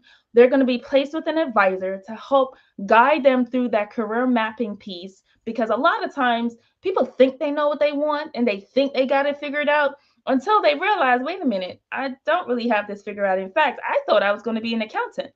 Can you imagine me sitting in a room doing audits all day? Absolutely not. I did it one day and I said to myself, while I would get paid a hefty, salary doing this, this is not for me. I'm very personable. I need to be around people all the time. People keeps a smile on my face. And whether they're positive or negative, I just like people. I like to help them, even if they don't deserve to be helped. Because a lot of times those people, they'll realize in the back end where they need to change because there are things within them that haven't been fixed. So that brings me to my next point. Being excellent, right? Everybody wants to be famous. So you'll see people cutting corners and hopping over you and slapping you and throwing you down, pulling you down, trying to get famous, right? But what they don't realize is if you just focus on being great, just within your space, just be great within your space, whatever that looks like, you will get that visible confirmation, affirmation that you're seeking without the fame, right? Martin Luther King once said that everybody's seeking, looking to be famous, and I might be butchering his exact words, but he says everybody wants to be famous, but not everybody will be famous, but everybody can be great. Yeah. And as simple as, remember, I'm sure you can remember the time you went to a fast food restaurant and they gave you an extra chicken nuggets, or they gave you extra sauce because you asked for it and you're like, oh my God, thank you so much. That was that person in that space being excellent, right? Delivering excellent customer Sure. service. And so this company helping you help yourself will help you to dig deep enough to tap into that. So your greatness goes beyond, again, your title, because I think a lot of us were so trapped on this belief that you're the CEO or you're the this or you're the that. No, I want to shift that in such a way that I truly get people to understand why serving is important. And when you serve, the fame and everything else that you're seeking just will follow you in such a way that you're like, wow, you shocked yourself, right? You're going to get what you need to get the title and maintain and sustain the title, but then you're going to go beyond that. And then that, I believe that that will help to shape this world in such a different way. And even if I hit one person, just one, I think I've done a good job, because then that one person will do the exact same thing and hit another person. And it just takes one. So that's where I am. And that's what I will say to the potential person listening and watching and wanting to decide, well, should I do this? Is this going to work for me? It absolutely will, because I will teach you and the team will teach you how to dig deep and how to grab hold of that excellence that's within you. And so that you can be the best version of yourself, regardless of your title. I love that. I'm going to shift the gears just a little bit. Okay. And that is, you brought something up earlier around DE&I, which is diversity, equity, inclusion. Yes. And what we're talking about here is like where you fit in this world and how people will look at you a certain way, whether we like it or not. People will size you up one way or another because it could be a leverage tool for certain people when they don't see you. Now you're talking about STEM. STEM is science, technology, engineering, and math. We don't see a lot of people of color. We don't see a lot of Black people. We don't see a lot of women. You're a Black woman, and I want the audience to understand a little bit about what your expertise is in the healthcare realm and what you have been doing, because I'm proud of you, because what you're doing is so fantastic. I want them also to understand that you grew up, some of your part of your life, in another country, and then came to the U.S. and you had to adapt to cultural differences. Talk to us about that journey. Oh gosh. So the bicultural view is what I like to call it. Yes, I grew up in South America, the only English-speaking country in South America. Why was I deprived of learning some of that Spanish now that I'm living in South Florida is beyond me. But again, everything happens for a reason. I digress. But yes, I grew up in South America. I came to the United States as a child. And I remember it was 1995 and a blizzard hit New York, Philadelphia area. And it was pretty cold, the coldest I've ever experienced in my entire life, because I was coming from a very tropical place. So that was the first shock to me. And then I lived in the inner city of West Philadelphia. So that was, your eyebrows went up, right? And if you had hair, they probably would have stood up, right? Because you know what that means. It's literally, it was considered a war zone at one point. There's a lot of poverty. There's a lot of lack, if you will. And so I grew up in an environment where, so I came from having nothing, right? Where just waking up every day and being able to, even if it was just rice and drinking some milk that I had for that day was, we were praising, thank God, right? To then moving to a country rather, that there's an abundance of everything. But yet there's also an abundance of things that are not conducive to a healthy lifestyle. And I could have easily been a victim of my environment. But I chose that I didn't want that. And in fact, it was a movie that revealed to me that the life that I was living wasn't the life that I want. And that movie is Two Can Play That Game. And I know folks are probably thinking, what? Two Can Play That Game? I was thinking she was going to say something a little bit more inspiring, right? Like a little bit more uplifting. But no, it's actually Two Can Play That Game, where Gabrielle Union was one of the stars in that movie. And I remember, I still think till this day, she is absolutely drop dead gorgeous. So Gabrielle, if you're listening and you're watching, I think you're gorgeous. She got out of a convertible, and there was another young lady who was kind of like somewhat envious of her. But what I remember about that scene is that when she got out of the car, first of all, the car was a beauty. She got out, she had, at that time, ponytails are really big. She had this really long ponytail. And it was one of those slow motion type of scenes where they slowed everything down so you can get just the right angle of her beauty. So she came out, she had a briefcase, she was dressed really well, and that ponytail was just swaying in the wind. And I'm just like, I'm watching as a young child. I couldn't have been more than 10. And I said to myself, that's what I want to be when I grow up. And what I meant was that she, to me, represented success, right? She looked like she had money. She was driving a car that, represented some money. And she would look with the briefcase like she was professional. And that's exactly what I was able to accomplish. It didn't matter to me, what I was doing, as long as I was doing something to change the trajectory of not just my life, but the life of all the young people in my family to follow, so that they have a representation of success. Because that's what Gabrielle served for me as that child sitting on that floor watching Toucan play that game. I probably shouldn't have been watching that movie, but that's another story for another day with my mom. But that was it. It was the appearance and the representation of success for me that have continued, put in a fire in my belly that I just cannot out. And as I go through life, this idea of excellence just keep resonating. Is how do I show up, right? How do I show up authentically, not for self, but for everyone and everything around me to really make an impact? Wow. All right. And that's my cousin you're talking about, right? Well, tell her I think she's beautiful. I will let her know, especially when she comes out to the next family reunion. She is very beautiful. Her whole family is beautiful. And D Wade, I'm not going to call him beautiful, but they live a good life at what they're doing. But we want to answer that second question. I need people to understand. You just gave us the background of where you came from, but yet you're doing work that is, first of all, it's very impactful, but it takes intelligence to do. You're able to do that. You're able to get your degrees, and you're able to now live that Gabrielle type lifestyle. You got the car, you got the hair, and you're like, yeah, you're whipping it now. Tell us a little bit about that. The lifestyle is great. The lifestyle is great, but you know what, Grant? I would give it all away. I would give it all away if it means I have to sacrifice the true core of who I am, which is I'm not the strategic account manager that works for a multi-million-dollar genetic lab. I'm not the titles of the national this or the that on this board or the VP on that board.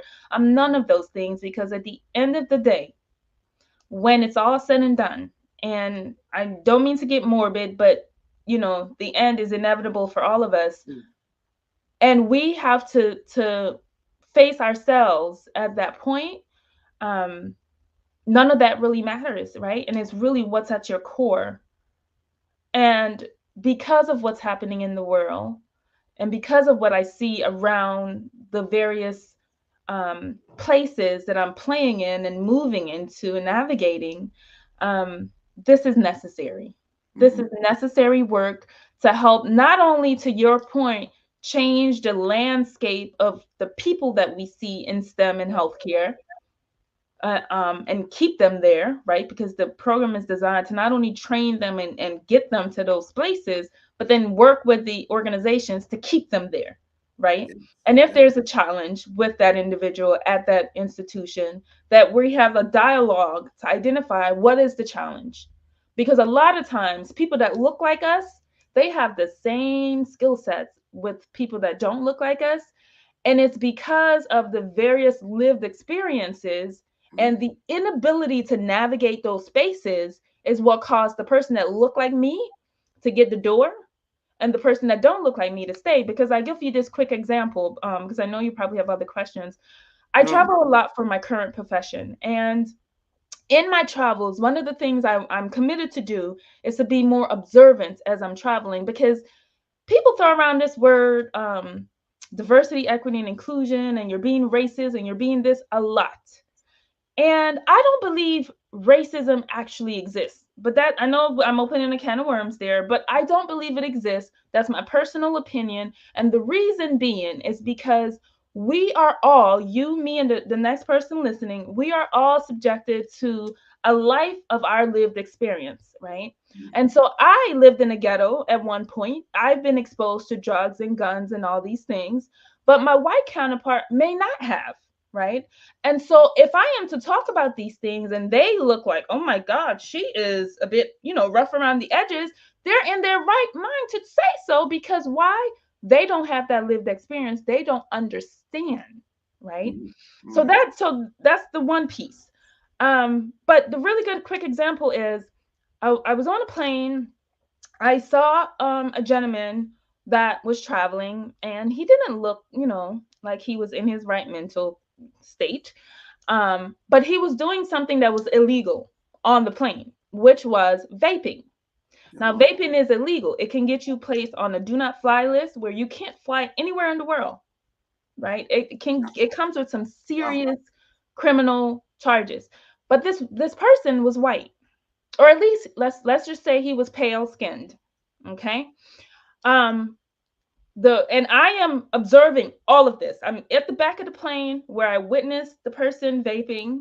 Of course, I'm not going to say anything. It's not my job to say anything. And I don't want to be the cause of somebody getting placed on a do not fly list. What I didn't know is the flight attendant also saw what I saw and told the gentleman to come to the back.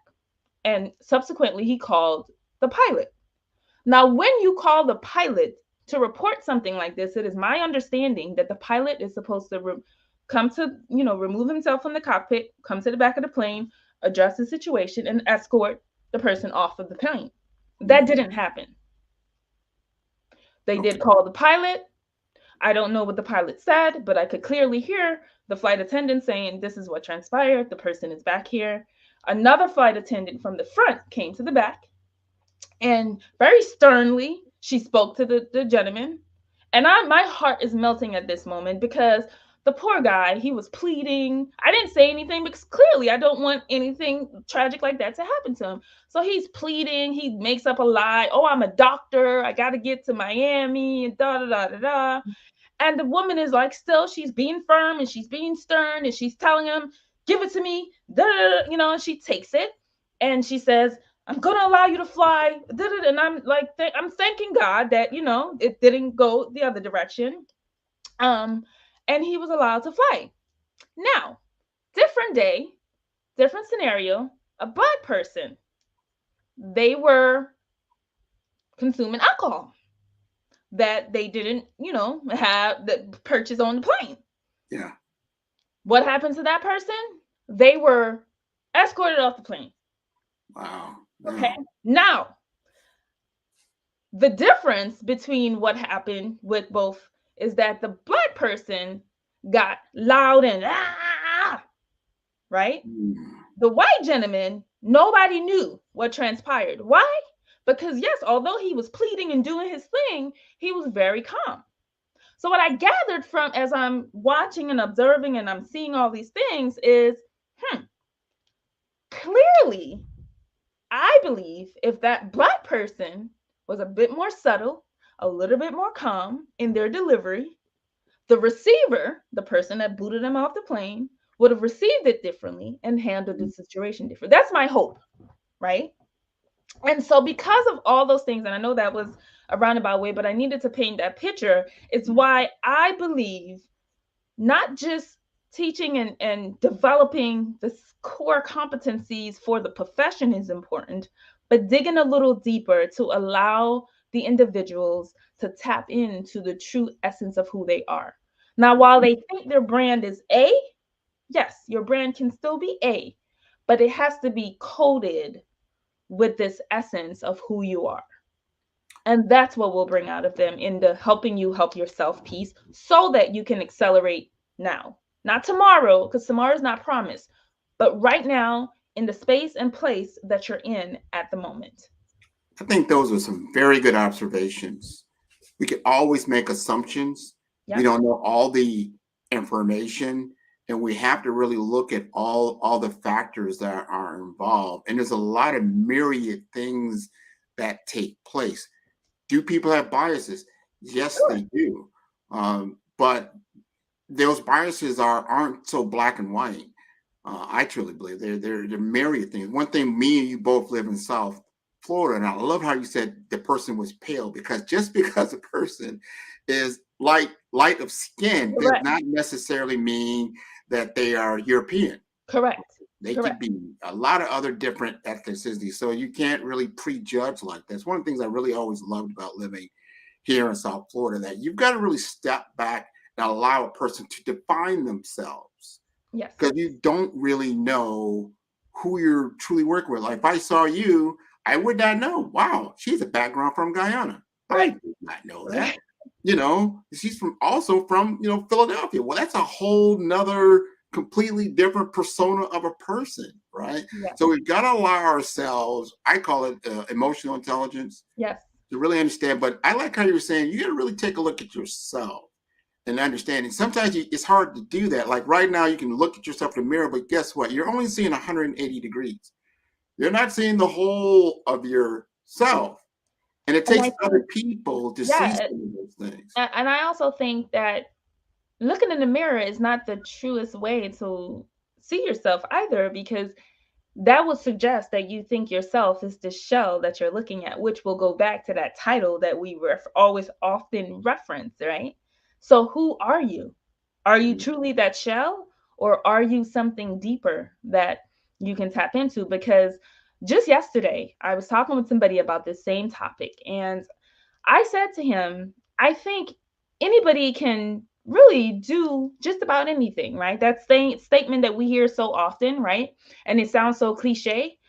And he says, yeah, I don't know about that. I said, well, let me give you an analogy. Take a seed, like just a seed, right? A seed can grow into just about anything, a flower, an oak tree, an apple tree, a palm tree, just about anything, right? Let's just say it's an oak seed.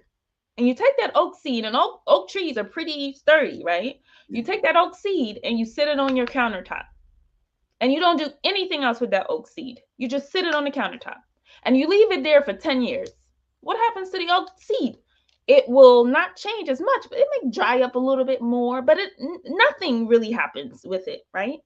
But if you take that same oak seed and you bury it under some dirt, just bury it, you've just changed the environment. And then you pour some water on it. Now you're changing it, you're putting it under a little bit of pressure. Then you put some sunlight on it. And you're having it go through all of these environmental changes, then you see a sprout. And if you continue to put pressure, environmental pressures on this sprout, it blossoms and it, grows into an oak tree. But if you don't, even that, well, it'll grow a little bit more for you probably, right? But it will never get to its truest potential. But if you put it under some pressure and you change the environment dynamics, then it blossoms.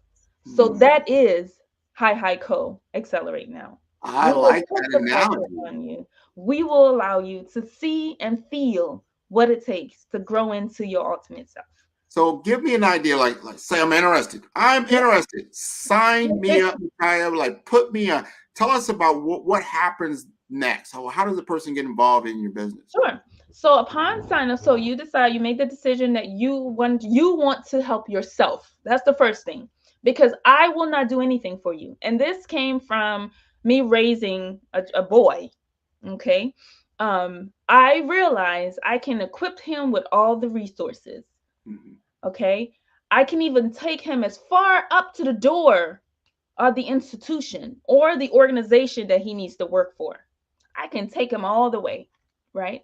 I might even be able to penetrate into some of the facilities and get him in behind the doors, right?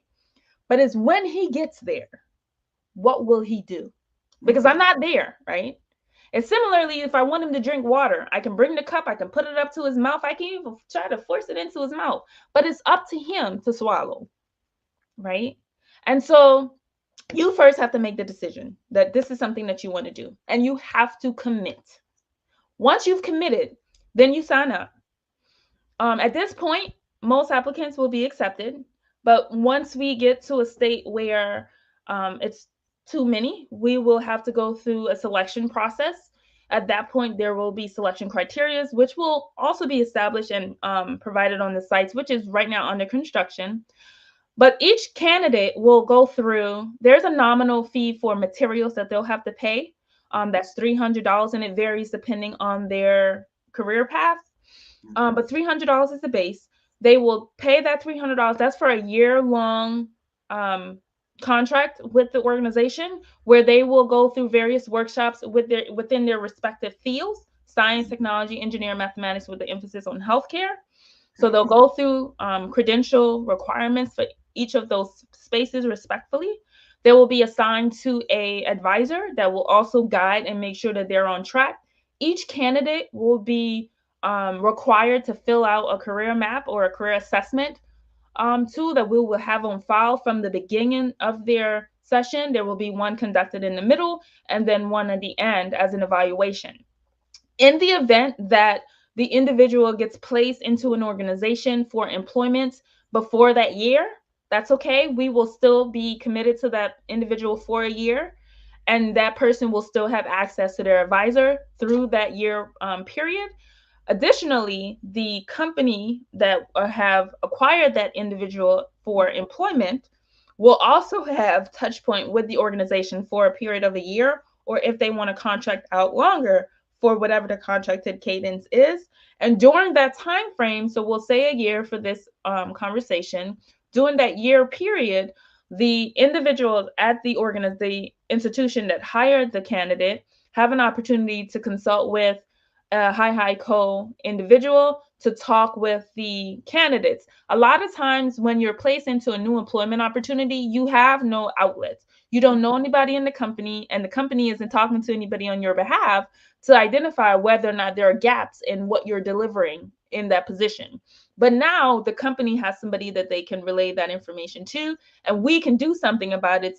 And it's not in any sort of conflict. The candidate knows we have their interests at heart, and we're working with them to correct and course correct any challenges that were brought up in the employment opportunity.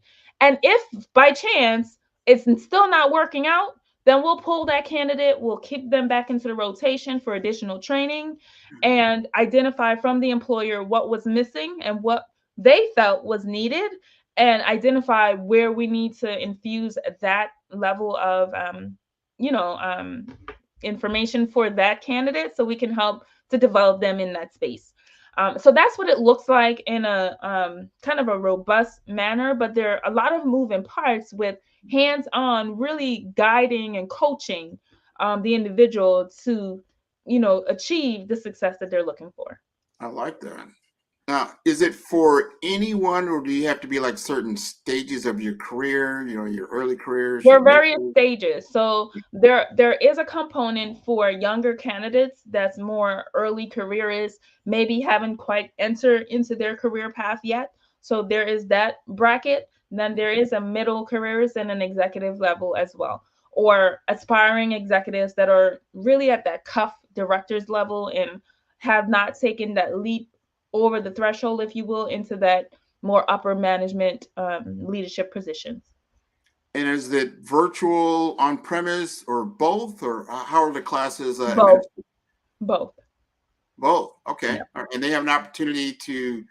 Is it more like mentoring, or how would you describe that interaction with the advisors? Excuse me. With the advisors? Yes. So the advisor's role is multifold as well. There's a component of mentorship. There's also really a component of coaching to help guide them and equip them with, maybe you should consider this, consider that, reach out to this person, because they will also help them to navigate whichever employment opportunity they're in. So help them to navigate that space. Consider reaching out to this person, consider, doing this. If this is your brand, maybe you want to start to do this so that it can show that you're operating within that space. So the coach and advisor really is there as an added tool and resource to the candidate, so that they're not feeling like they're on an island by themselves. Okay. And if I heard you correctly, you said is it a year-long program? Is it 52 weeks, or is it every month, or what's the cadence? So it's per quarter. So once a quarter, there'll be a workshop designated to each of the various or categories. So science, technology, engineering, mathematics, with the healthcare component. Nice. And then, so I'm going to ask as an advisor, right? If I were interested in being an advisor, what would I need to do? All you would have to do is submit a request to the organization, provide a background of yourself, and then the why you feel that you would be a beneficial advisor to the candidates. And then it will go to the board for review, and then we will assess and make a decision as to whether or not you fit into what we are looking to create in this space, and that you would be a good asset to the candidates. And it's that simple. All right. I like everything I've heard. We've got about 4 minutes left, maybe 3 or 4, right? Okay. So my question is, it would be next steps. Now, I know you said you're working on your website. Give us an idea of timeline. You're going to launch. I know you're getting ready to launch. Give us some timeline on your launch. So exciting. So the official launch is going to be on New Year's Eve. So I'm extremely excited about it. We will be hosting a New Year's Eve soiree and an after party where folks will get an opportunity to really hear all about what we're doing. We're also going to set the agenda for 2024. The website will be up and running in Q1. There are some moving pieces that we're working through, but there will be a landing page there by the end of January so that everyone have access to that information. And we would absolutely love for you to check us out, review all the great things that we plan on doing in 2024. There will be some health equity sponsorship for health services offered in 2024. But more importantly, we invite you to come along for the journey.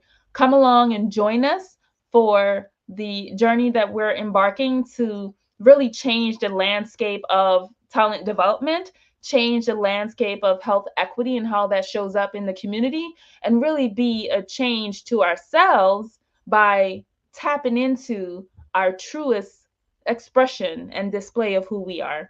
Well, this has been wonderful. I want to thank you so much for being part of the Black Business Olympics, and part of the Black Business Network, part of our world. What you're doing is wonderful. Cannot wait for the launch.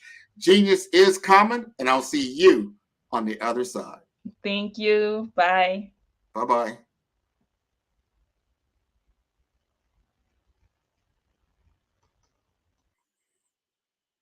All right, that was wonderful. I want to thank everyone for joining us today on the Black Business Network. This is a fundraiser. I encourage all of you to give to the Black Business Olympics. Look on the Cash App below. That's Cash App. That's BBX USA. I don't have time right now to go through all of our different sponsors, but I thank you. I want you to continue to tune in to the Black Business Network on all of our streaming channels. There's about 40 of them out there, or you can tune in at bxtv.org. Thank you very much.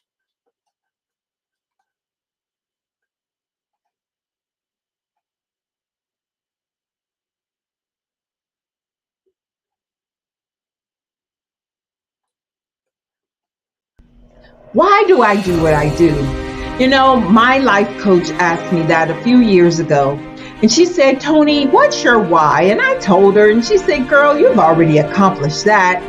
Perhaps you need a new why. Hi, Tony Harris, Amy Hoydu with Say It Said Marketing, one of your students.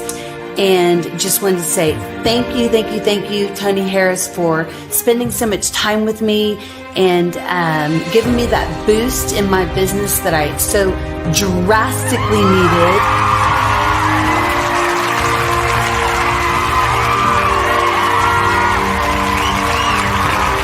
My why is to touch, move, and inspire my clients to take drastic steps to be better than they were before they met me. I'm a resource. I'm a connector. I want to help people build deeper relationships that are beneficial to their life and business. That's what I do best. So, first thing you got to do is show up. Speaking is a way to magnetically attract your ideal client to you. How many of you use social media that way? Absolutely, and this is how you look to the world. Drastic steps are the steps that are needed to be successful. And my business is drastic denotes a mindset. Getting out of your comfort zone. Doing something that you don't necessarily feel comfortable doing, want to do, but you know it's a necessary step to be successful in your business. I get the most satisfaction when I see my connections flourishing into relationships long after I am gone. Hi, my name is Jasmine Augustine with Media Jasmine, and I've joined several networking and referral groups in the area. And Network in Action Northeast Houston with Tony Harris Taylor is one of the best organizations that I've joined. I love that piece of what I do, and it is what fuels my fire.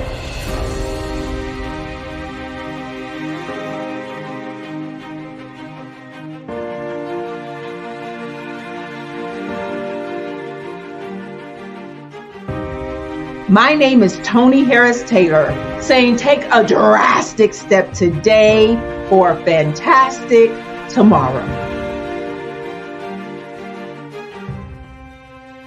Artist to me is a creative expression of something from nothing. You know, it explodes onto the canvas, or it explodes on in my work. One of the things that I try to do more than anything is I try to just give the lines and the movements and emotions and expressions into to what I do. Art really means to me a chance to express how I feel deep down inside.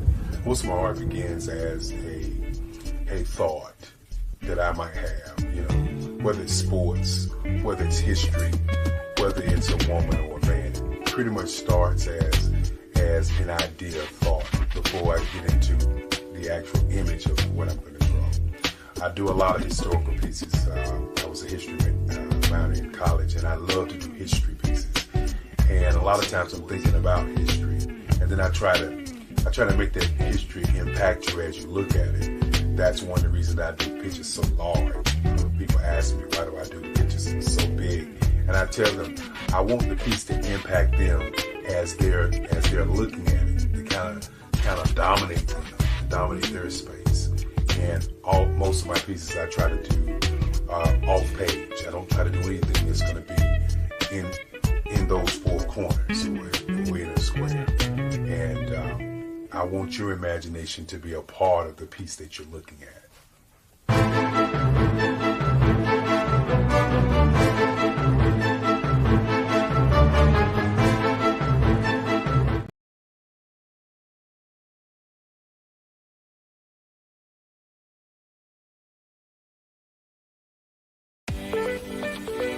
You are in the right place at the right time.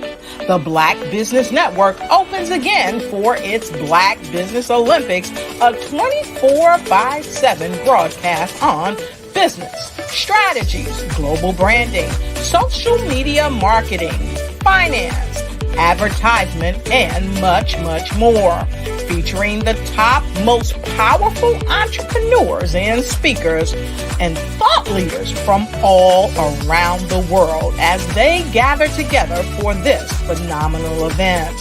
Join the Black Business Network streaming live into the metaverse, STEM City, USA, Black Multiverse, Pod TV, Roku, Hulu, iHeartRadio, Apple TV, YouTube, TikTok, Instagram, Google Podcasts, Facebook, LinkedIn, IBM TV, Spotify, and Twitch. Tune in today and be a part of this amazing movement.